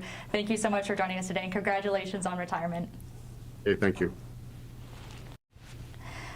Wow, Rob McLaughlin, that's been a long time in Lethbridge. A lot of players he's seen come through the rink. A lot of fantastic selections. We want to thank Rob for his service to the Western Hockey League and the Lethbridge Hurricanes, a real class act, and excited for him to get a fantastic player here in Aden at 13.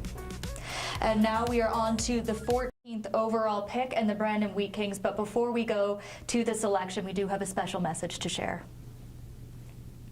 This season, the Wheat Kings grieved the passing of a friend. Mark Johnston, aka Johnny, was a former Wheat King player, assistant coach, and longtime scout with both the Kelowna Rockets and Brandon Wheat Kings.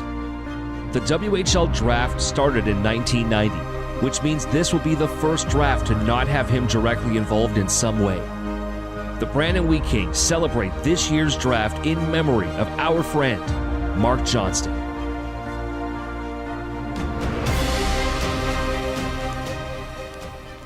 Thank you to the Brandon Wheat Kings for that wonderful tribute to Mark Johnston, who brought so much to the team. He even coached General Manager Marty Murray through his entire playing career as a Wheat King. So condolences to the organization, to Mark's family, and thank you for sharing that.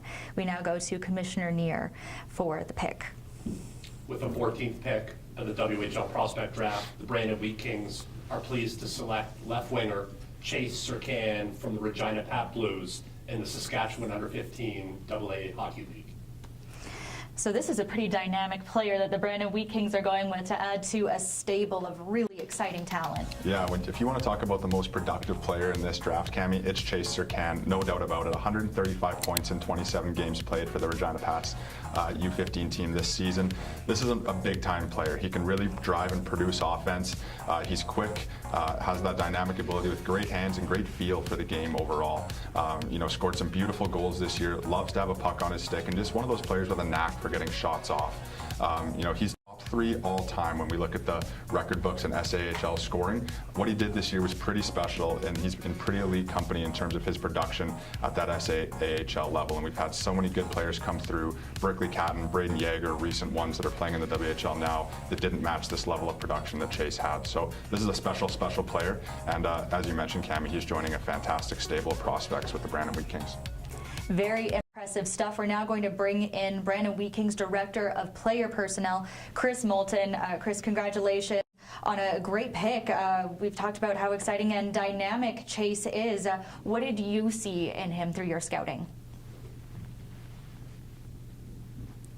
Well, I just think we kind of echo what Taylor just said. I mean, this is a kid that every time he got the puck, he's one of those guys that kind of makes you sit at the end of your chair. Very creative, very competitive kid that, you know, when his team needed something, he stepped up. When, you know, in the playoffs, I thought he was outstanding, which for me also was like another level of play that he had to excel to. So with the group we have moving forward, we just think it's another skilled, smart hockey player that allows us to hopefully be successful in the near future. We mentioned that you have a lot of very exciting prospects, many of whom just won a silver medal and a bronze medal at the TELUS Cup out in Nova Scotia. How do you see Chase fitting into that picture? Very well. I mean, at the end of the day, we want to play with pace and we want to play with skill. And I think that Chase fits in really well with that group. I just think that, with the way the game's going, we have to have some skill. We have to have the ability to create offense, and Chase will blend in really well with the rest of those guys and be a really strong part of our future. And we want to thank you guys for that wonderful tribute to Mark Johnston for all he did for the organization. How would you describe his legacy within Brandon and the team? Well, I mean, he's just an important part of our group, important part of the city, important part of the organization. So I mean, when you think about the Wheat Kings, you think about Johnny, and we all learn from him, and we'll miss him dearly.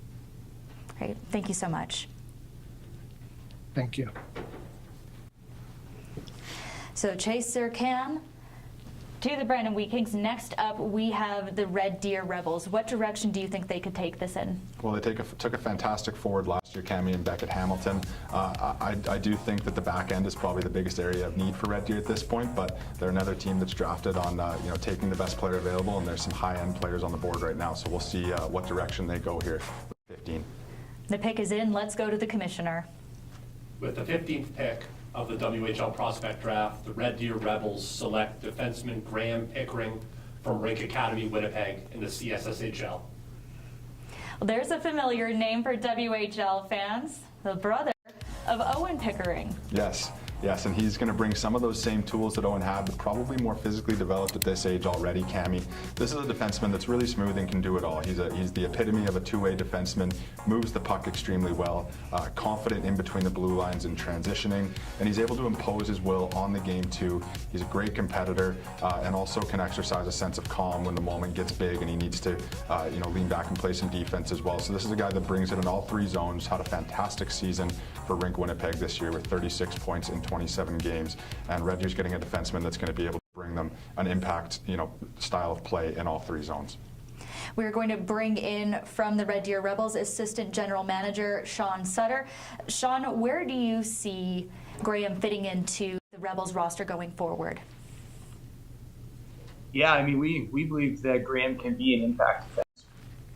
With a guy capable of, running a power play, being a guy that defends hard and plays against the opposition's, best players. So we're very excited to get him at pick number 15. How important is it to bring in guys who are able to play in all sorts of situations? Yeah, I mean, obviously, you're looking to build your team. These guys are building block players. The character and the leadership is important for Graham, the way that he plays, the personality that he has on the ice. That's really important to us. I think he's a hard-nosed guy, and, people can be afraid of him with the way he plays, being physical, but also being defensively hard. But, we're really intrigued by the offensive package and the dimensions that he brings with the way he sees the ice and fast twitch ability he has with the puck. The Rebels made some changes this season. What can you tell us about the identity that the team is trying to establish going forward? We want to be a fast, hard-pressure team. A team that's hard to play against. I think everybody knows who the Red Deer Rebels are and what our identity is, and I think it's really important to stick to that. Thanks for joining us. Thanks, guys. You guys look great in your red. So, I mean, we've seen a lot of brothers come through the WHL. We saw twins selected in the U.S. priority draft. There are actually some other twins in the league. How do you see brothers establish themselves differently as they come into the WHL? Because you've seen a lot of it. Yeah, well, I think it can be hard, especially for the younger brother. You always look up to your older brother and want to play similar style to them. I think Graham's done a great job so far of carving his own path, and we'll see if he can continue that at the Western Hockey League level, because they are different players. And again, I think that Graham has put himself in a really good spot at a young age to step in and be an impact player right away for Red Deer. Now we have a very exciting young team on the board here. The Medicine Hat Tigers will select next. Let's go to Dan Neer for the pick. With the 16th pick of the WHL Prospect Draft, the Medicine Hat Tigers select center Luke Ruptash of the St. Albert Sabres under 15 in the Alberta Elite Hockey League. So Luke Ruptash, this is a kid with a motor. Yeah, he does. And he played alongside Aussie McIntyre, the previous 7th overall pick to Spokane earlier in the draft. And Luke is another offensive catalyst for that St. Albert team. They scored a lot, and Luke had 28 goals in 29 games, 57 points on the year, amongst the top in the AEHL. A really good player who really asserted himself at the recent Alberta Cup event a few weeks back and really started to rocket up draft boards and hear his name talked about more and more.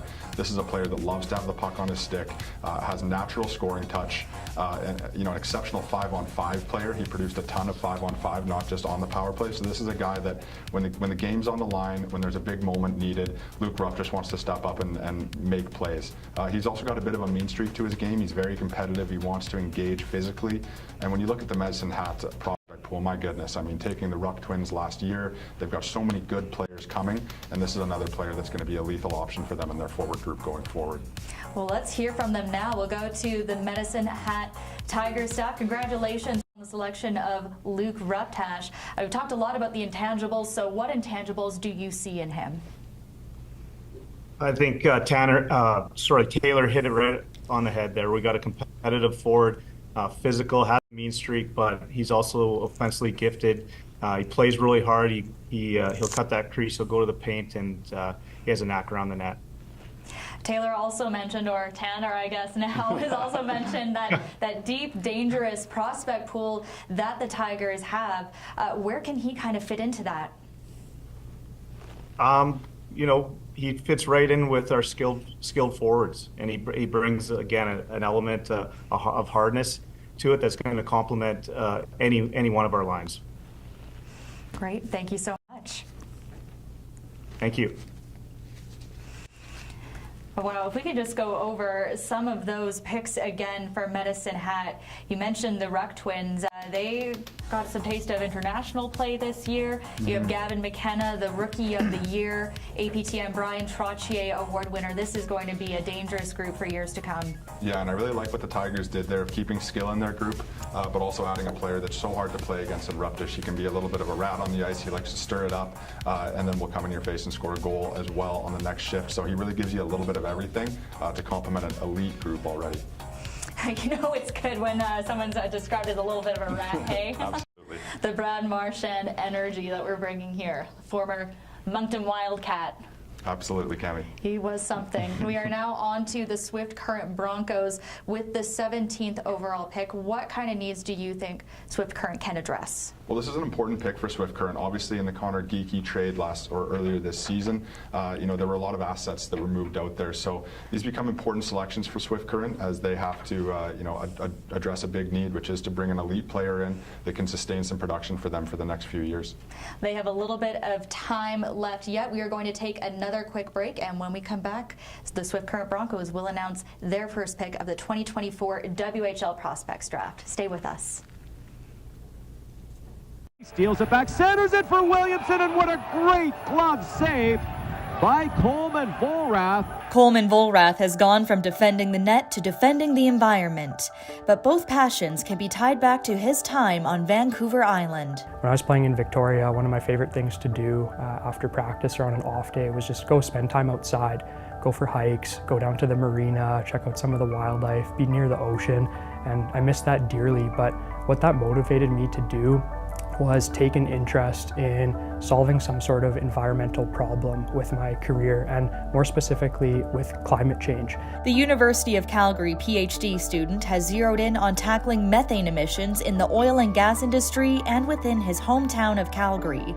Much like a goalie has to evolve as the game gets quicker and players get trickier, Volrath and the team at U of C's Center for Smart Emission Sensing Technologies are expanding how they detect methane gas, using new devices like the Husky unmanned ground vehicle. Methane is an odorless and colorless gas in most settings, so as humans we can't see it, and we need to use these advanced technologies to be able to pinpoint those sources to reduce the emissions.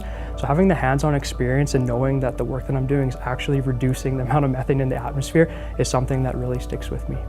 Methane is sensitive to infrared radiation at a certain wavelength. So the way that this works is a laser essentially shoots between the two mirrors, And if there's methane present in the air that's going between the sensors, the methane will kind of slow the laser down a little bit, and that's how we're able to measure the concentration of methane in the atmosphere. And what I'll do is I'll just shoot some of this calibration gas kind of into the sensor, just about 2.5% methane in here. So what I'll do is just shoot a little bit of this and create some air just to disperse that methane in the sensor. And then in real time, you can see the increase in the concentration of methane. Volrath also credits his WHL scholarship with allowing him to pursue groundbreaking research and earn a prestigious scholarship from the Natural Sciences and Engineering Research Council over 8 years of study. I truly think that I wouldn't be pursuing an advanced degree of a PhD right now if I didn't have the financial support from the Western Hockey League with my scholarship package. So my advice for future players would be to look at the hockey and the education not as A and B, but 1A and 1B, just like a team that has two good goaltenders, for example. Look at those two things as parallels that you can pivot between. And while he hasn't returned to Victoria since completing his WHL career, Volrath hopes to return to his old stomping grounds with the knowledge that he's made an impact. I will know and be really proud of the fact that what I'm doing now is contributing to preserving that sensitive marine environment and reducing climate change.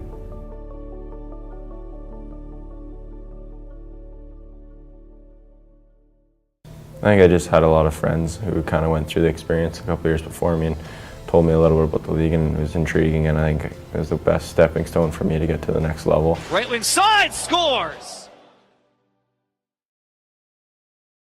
Yeah, for sure. I mean, I'm super happy I made the decision to go to the WHL, and I was super lucky to land in Regina. It's just so cool to kind of look at all the names on the wall of this historic franchise, obviously, and to have my name there is really special. Bernard Zaloni scores! It's such a first-class organization there, and I've been able to kind of enhance my development, I think, and it's been a lot of fun. So I've really enjoyed it, and I'm happy that I decided to go the Western route. Welcome back to the 2024 WHL Prospects Draft. The Swift Current Broncos are on the clock with the 17th overall pick, and while we wait for that to come in, we are going to go to Terry McFall with the Kelowna Rockets. We weren't able to get you on earlier, so we're going to make up for it now. Now, Kelowna selects Owen Hayden with the 9th overall pick. What did you see in him? We saw him a lot this past winter. He's a big puck-moving defenseman. Skates very well, and he's very sound defensively. How do you see him? Sorry, go ahead. Oh, go ahead. We're very happy to get him to our organization, and his ceiling is huge. He's got lots of upside. Now, Kelowna was absolutely dynamite to watch this year. How do you see Owen fitting into the style of play there in the future? I think he'll be very good with the Rockets. We've been known in the past to take a lot of defensemen, and he fits our style. He's big, he moves the puck, he plays the game the right way, and he's a very good person off the ice. His character is very good. As a big guy, how does he move the puck?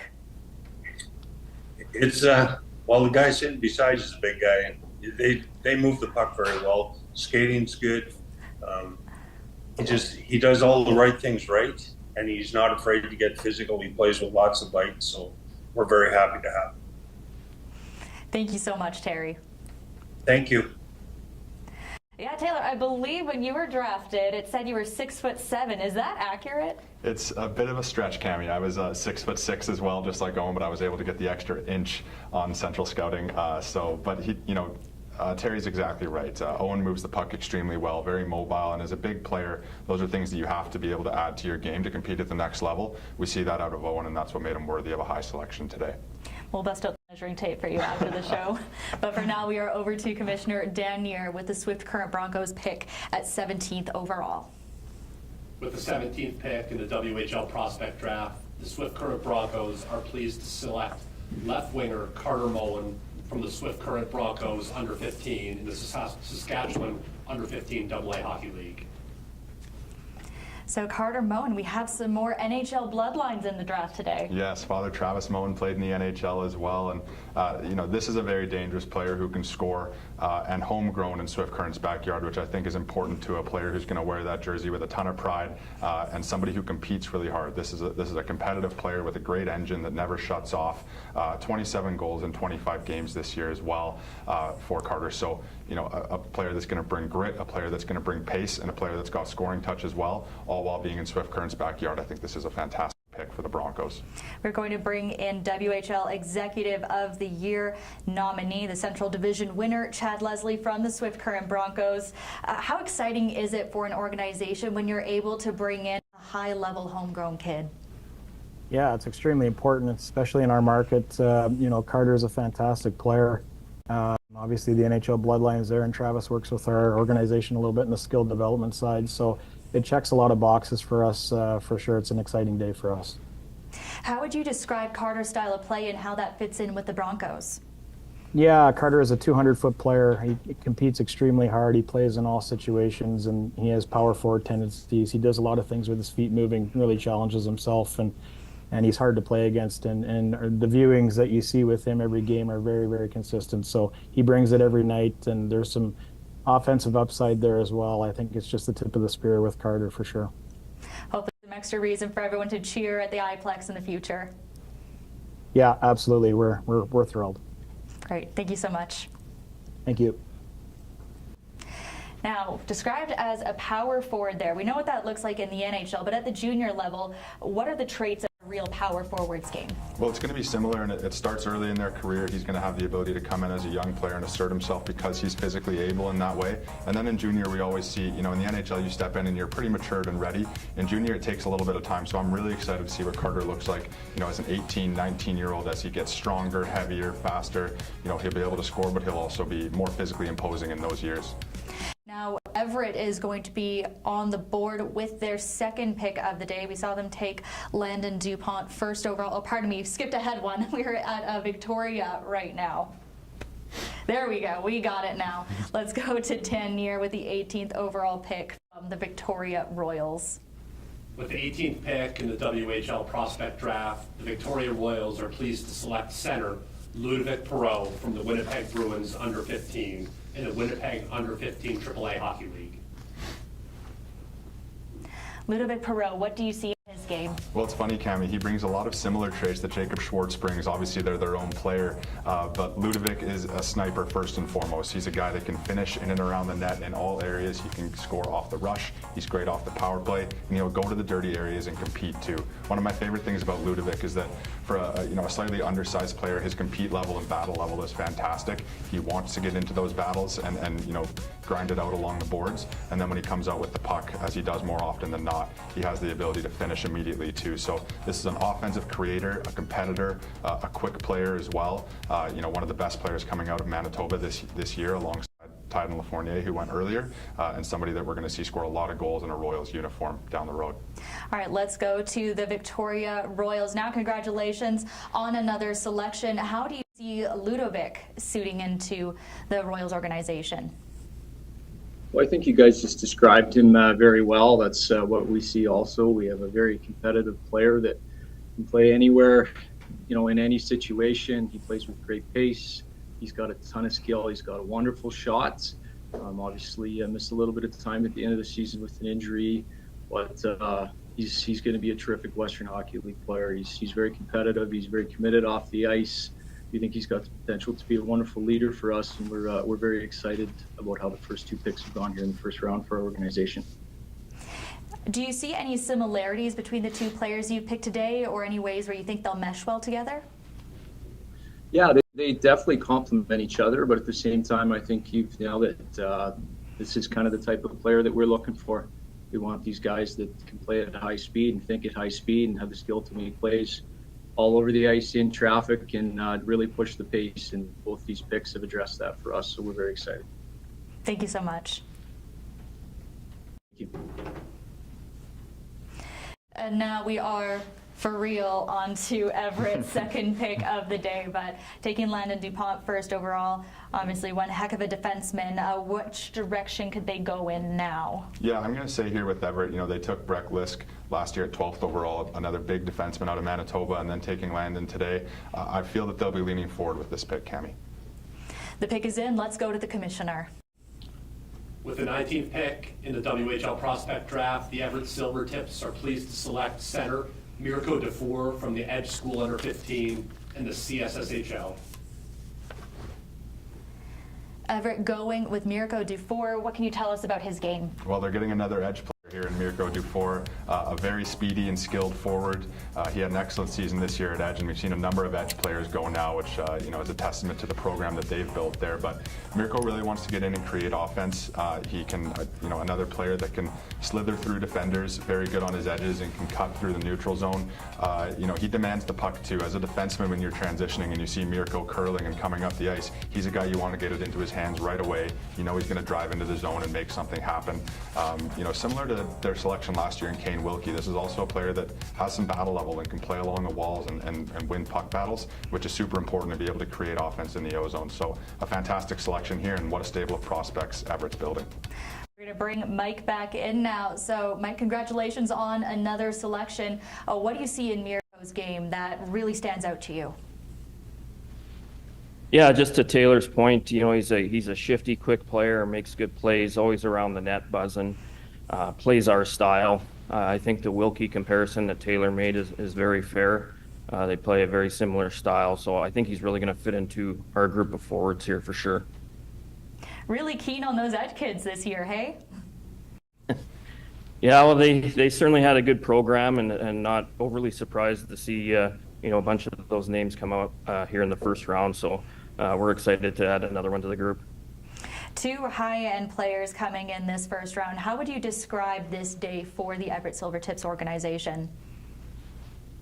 Very exciting. First time that we've ever had the first overall pick, and last year and this year having 2 first-round picks, that hasn't happened in a long time in this organization. So, we're excited to add these players and see how they come into training camp and fit into our lineup in the future. Well, we're looking forward to seeing them on the ice too. Thanks. Thank you. So the Everett Silvertips with their 2 first-round picks. We are now up to the Portland Winterhawks picking for the first time in this draft. What do you think we could see Portland do today? Well, obviously Portland's got a lot on the go right now with our championship series, and they have a really old team, a really talented team right now that's filled up with like 18, 19, and 20-year-old players. So really important for them to establish a really good second wave to come underneath this talented group they have right now, and as those players age out, be able to build in. So we all know Portland plays a very high-paced, high-skilled style. That's what they're demonstrating right now in the WHL playoffs, and so we certainly expect to see someone that fits that bill for them, somebody that can play with pace, somebody that has a high-end skill level. And again, whether that comes on the back end or the front end for Portland this year, I don't think that'll really be their concern positionally. I think they're looking at a player that can more fit that style of, that high-flying offense that they like to play, creative, smart hockey players that they bring into their organization time and time again that will have an impact for them down the road. And you mentioned it. It all starts tomorrow as the Portland Winterhawks host the Moose Jaw Warriors to battle for the Edge Hunawith Cup. The winner going on to the 2024 Memorial Cup presented by Dow, scheduled for May 24th to June 2nd in Saginaw, Michigan. You can visit WHL.ca for more information on the WHL Championship Series and check your local listings for the most up-to-date broadcast schedule, because the entire series of the WHL Championship presented by Nutrien will be available on TSN. We're looking forward to it, Cami. It's going to be an excellent series. These are 2 teams. I think Portland, they were so offensive all year, and they've kind of waltzed through the playoffs here without a ton of adversity. They've really been able to beat teams up. Moose Jaw has played Swift Current, was a great series, and obviously last series against Saskatoon as well. So they're battle tested right now. They're clicking on all cylinders. And as we mentioned at the top of the pre-show, Jagger Firkus leading the playoffs in scoring right now. They've got some really high-end weapons there, whereas I think Portland's able to kind of contribute a little bit deeper down their lineup. And so a little bit of different builds from the 2 clubs, but it's going to be an exciting series. Some big adds for both teams as well. Nate Danielson has been such a tremendous force for Portland in the playoffs. Yeah, he really has, obviously stepping in and leading their team now in points in the playoffs. He's really settled in, and we see this a lot when players are acquired mid-season, Cami, that it just takes a little bit of time to mesh with the group. I think we saw that with Danielson, and he's really found his fit now. He's firing on all cylinders. We talk a lot about it in the draft class here, but he's a guy who's established now that can win face-offs, play that 2-way game. He had that when he was drafted into the Western Hockey League. Obviously, that's like what the Red Wings liked in him when they selected him in the first round last season. and he's brought that in spades to Portland this year. So yeah, they're excited to have him, certainly. I'll put you on the spot here. So for the players who are competing in the WHL Championship Series presented by Nutrien this year, who stuck out to you when they were still a prospect? I think Denton Matejchuk was probably one of the higher end guys in this group, and I mean Moose Jaw has a lot of them, with Jagger being a high pick, Savoy being a high pick. So you know, they're flush with high end talent that when you look back at some of the prospects, they might have some of the, you know, most highly touted WHL prospects currently on their roster right now. Very exciting stuff. And it looks like the pick is in. Let's go to the commissioner for the Portland Winterhawks pick at 20th overall. With the 20th overall pick in the WHL Prospect Draft, the Portland Winterhawks select center Jordan St. Louis from the Edge School under 15 in the CSSHL. A center from Airdrie, Alberta, off the board. What can you tell us about Jordan? Well, a very Portland type player. He's extremely skilled, plays with a lot of pace as well. It's funny, in the 2020-10 draft year, they took Nick Patan. That was my draft year. I remember playing with Nick well, and he reminds me a little bit of St. Louis in the same ways that they have that dynamic presence. They're able to create offense at all times. Jordan was very productive this year in the CSSHL, so another one of those undersized, slippery forwards that can seemingly create offense out of nowhere. They had a lot of them at Edge this year, Cammy, as we're seeing by the amount of players selected out of there. Another really, really high-end offensive player will be joining the Winterhawks. Let's go to the Winterhawks now. First off, congratulations on advancing to the WHL Championship Series presented by Nutrien. And on the pick here today, what do you think Jordan can bring to the Winterhawks organization? Yeah, we're really happy to add Jordan to our group. Jordan's a very intelligent center, two-way player, lots of skill, plays the game with a lot of energy, reads it well, was well coached at the Edge, complements the other players on the ice, makes everybody better. And we just think in the next 2 years, there's just huge upside with Jordan. Where do you see him projecting when you look at that upside? Well, we think he's an offensive player. We think he can make plays. He's pretty dynamic at times, and also you know, puck possession, his ability to get up and down the ice. But also we like our centermen to be responsible and play a competitive game. We think that he's going to grow into his body a little bit here, and we think at 16, 17 he's going to make an impact on our roster. Thank you so much for joining us. Hey, thanks, guys. Well, so we're getting down to some of the final picks of the second round or first round here before we get into the second round. Next up, we have the Prince George Cougars, the regular season Western Conference champions, coming off the best season in the team's history since moving to Prince George. And we've seen them build tremendously through the draft. What could they go for here? Yeah, well, another team obviously that's had a lot of success recently and have one of those older teams. So it's another team that it's important for them to bring in these younger players to support the players that are going to be exiting their program this year and in the couple of years to come. So, you know, they like to draft skilled players. I know they like size in Prince George as well. Very excited to see what they do at 21 overall. Let's go to the commissioner for the pick. With the 21st overall pick of the WHL Prospect Draft, the Prince George Cougars select left winger Dade Witherspoon from the Martinsville Marauders under 15 in the Saskatchewan under 15 AA Hockey League. Another good Sasky boy from Martinsville. Now, what do we see from Dade's game? Yeah, well, he played with Calder Hamilton, who we saw go earlier in the draft, and Dade did a fantastic job of driving offense for Martinsville, too. This is a very, very talented player, someone who really accelerated his game as the season went on. We all saw him at Sask First in February, and he had a standout performance there, but what really drove Dade into that next level and being a first-round selection was his playoff performance in the AAHL, where he led his team and the entire league in playoff scoring. This is somebody who competes hard, has a lot of skill, really good hands in tight. He can play a power forward game, he can play a perimeter game. You know, playing up the middle, he's obviously valuable in all three zones. So an excellent piece to the puzzle here for Prince George.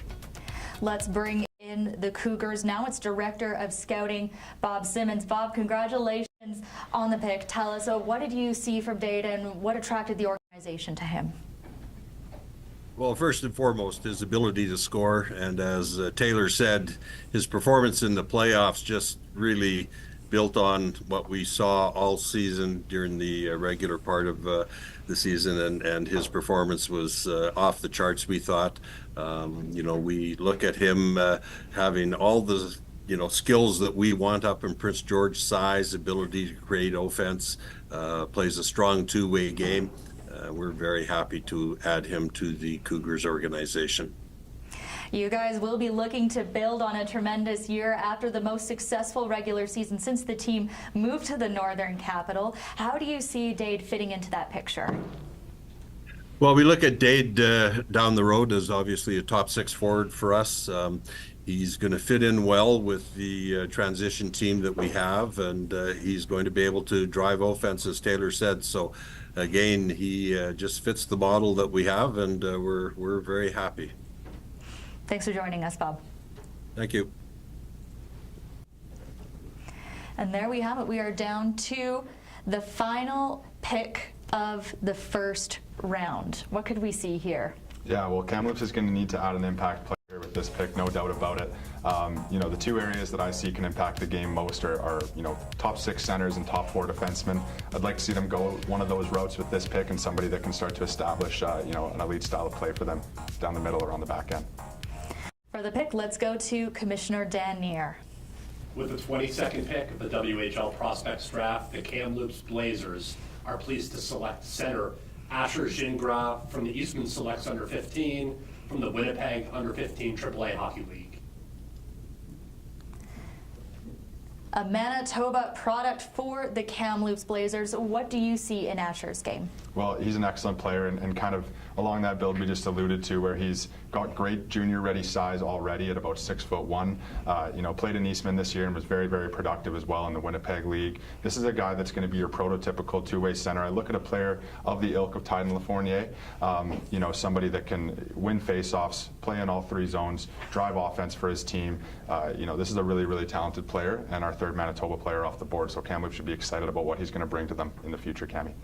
We're going to go to the Kamloops Blazers now. It's Director of Player Personnel, Aaron Keller. Aaron, congratulations on the selection. What do you hope Asher can bring to the Blazers?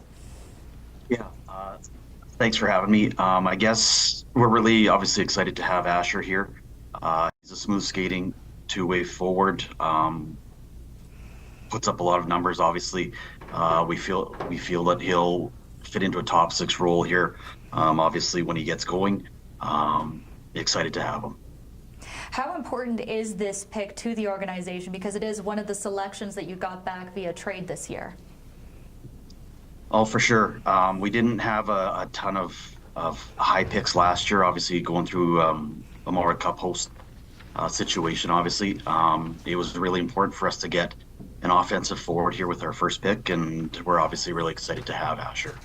How do you see Asher fitting into the big picture of the team's identity moving forward? Obviously, he's going to be a big piece. We've got a couple picks here coming up in the next round that we're going to hopefully surround him with a couple more good prospects for us. Just based on character, the way that he plays, how hard he works, we feel that he's going to be a really good fit with us. Thank you so much, and congratulations on the selection. Thank you. Well, there we have it, the first round of the 2024 WHL Prospects Draft. Taylor, do you want to run us through who we've seen selected so far? Yeah, absolutely, Cami. So I'm just going to pull up our past pick screen here. So obviously at the top, Landon Dupont. We've talked about Cripps and Bouchard, the 2 high-end defensemen going off the board. Ben Harvey at 4, going to Prince Albert. Kaden Stroer, the Saskatchewan center, at 5 to Edmonton. Calder Hamilton, 6, the defenseman, goes to Calgary. Aussie McIntyre, the high-octane forward, goes to Spokane at 7. We have Jacob Schwartz, 8 to Victoria. Owen Hayden, the big defenseman, to Kelowna at 9. Blake Chorney, the Saskatchewan forward, at 10. Brock England and Boston Tate go 11 and 12. Lafournier and Sircan, a couple of Eastern products, go 13 and 14 to Lethbridge and Brandon. We have Graham Pickering to Red Deer at 15. Luke Ruptash, the disruptive forward, to Medicine Hat at 16. Carter Moen, son of NHLer Travis Moen, to Swift Current at 17. Ludovic Perrault from Manitoba goes to Victoria, their second pick of the draft. And also with their second selection, Everett takes Miro Dufour, the skilled edge forward.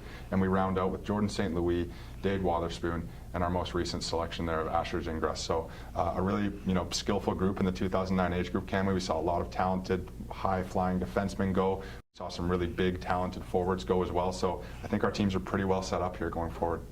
Who do you see as some potential impact players in the second round here? Well, there's still a lot of good names on the board, Cammy. I look at players like Prabathal out in Winnipeg, who scored 83 goals this season. Joaquin Garris, another edge player who's a really big, talented defenseman. Landon Horiachka, who we did a special on earlier in the year, 6'2", incredibly capable center. So there's still some really high-end names on the board for our teams in the second round. Wonderful to hear. We're looking forward to seeing it. This is a wrap on round 1 of the 2024 WHL Prospects Draft. Congratulations to all of the players selected this morning, all of those who will be picked later in the day, and to those who may not hear their name called, it's not the end of the road. It's a new challenge, and there are countless players who have proved that sometimes you just need a little extra time before coming in and making an impact. You can follow the rest of the action at whl.ca/draft. I'm Cami Kepke. He's Taylor Green. Thank you so much for joining us this morning.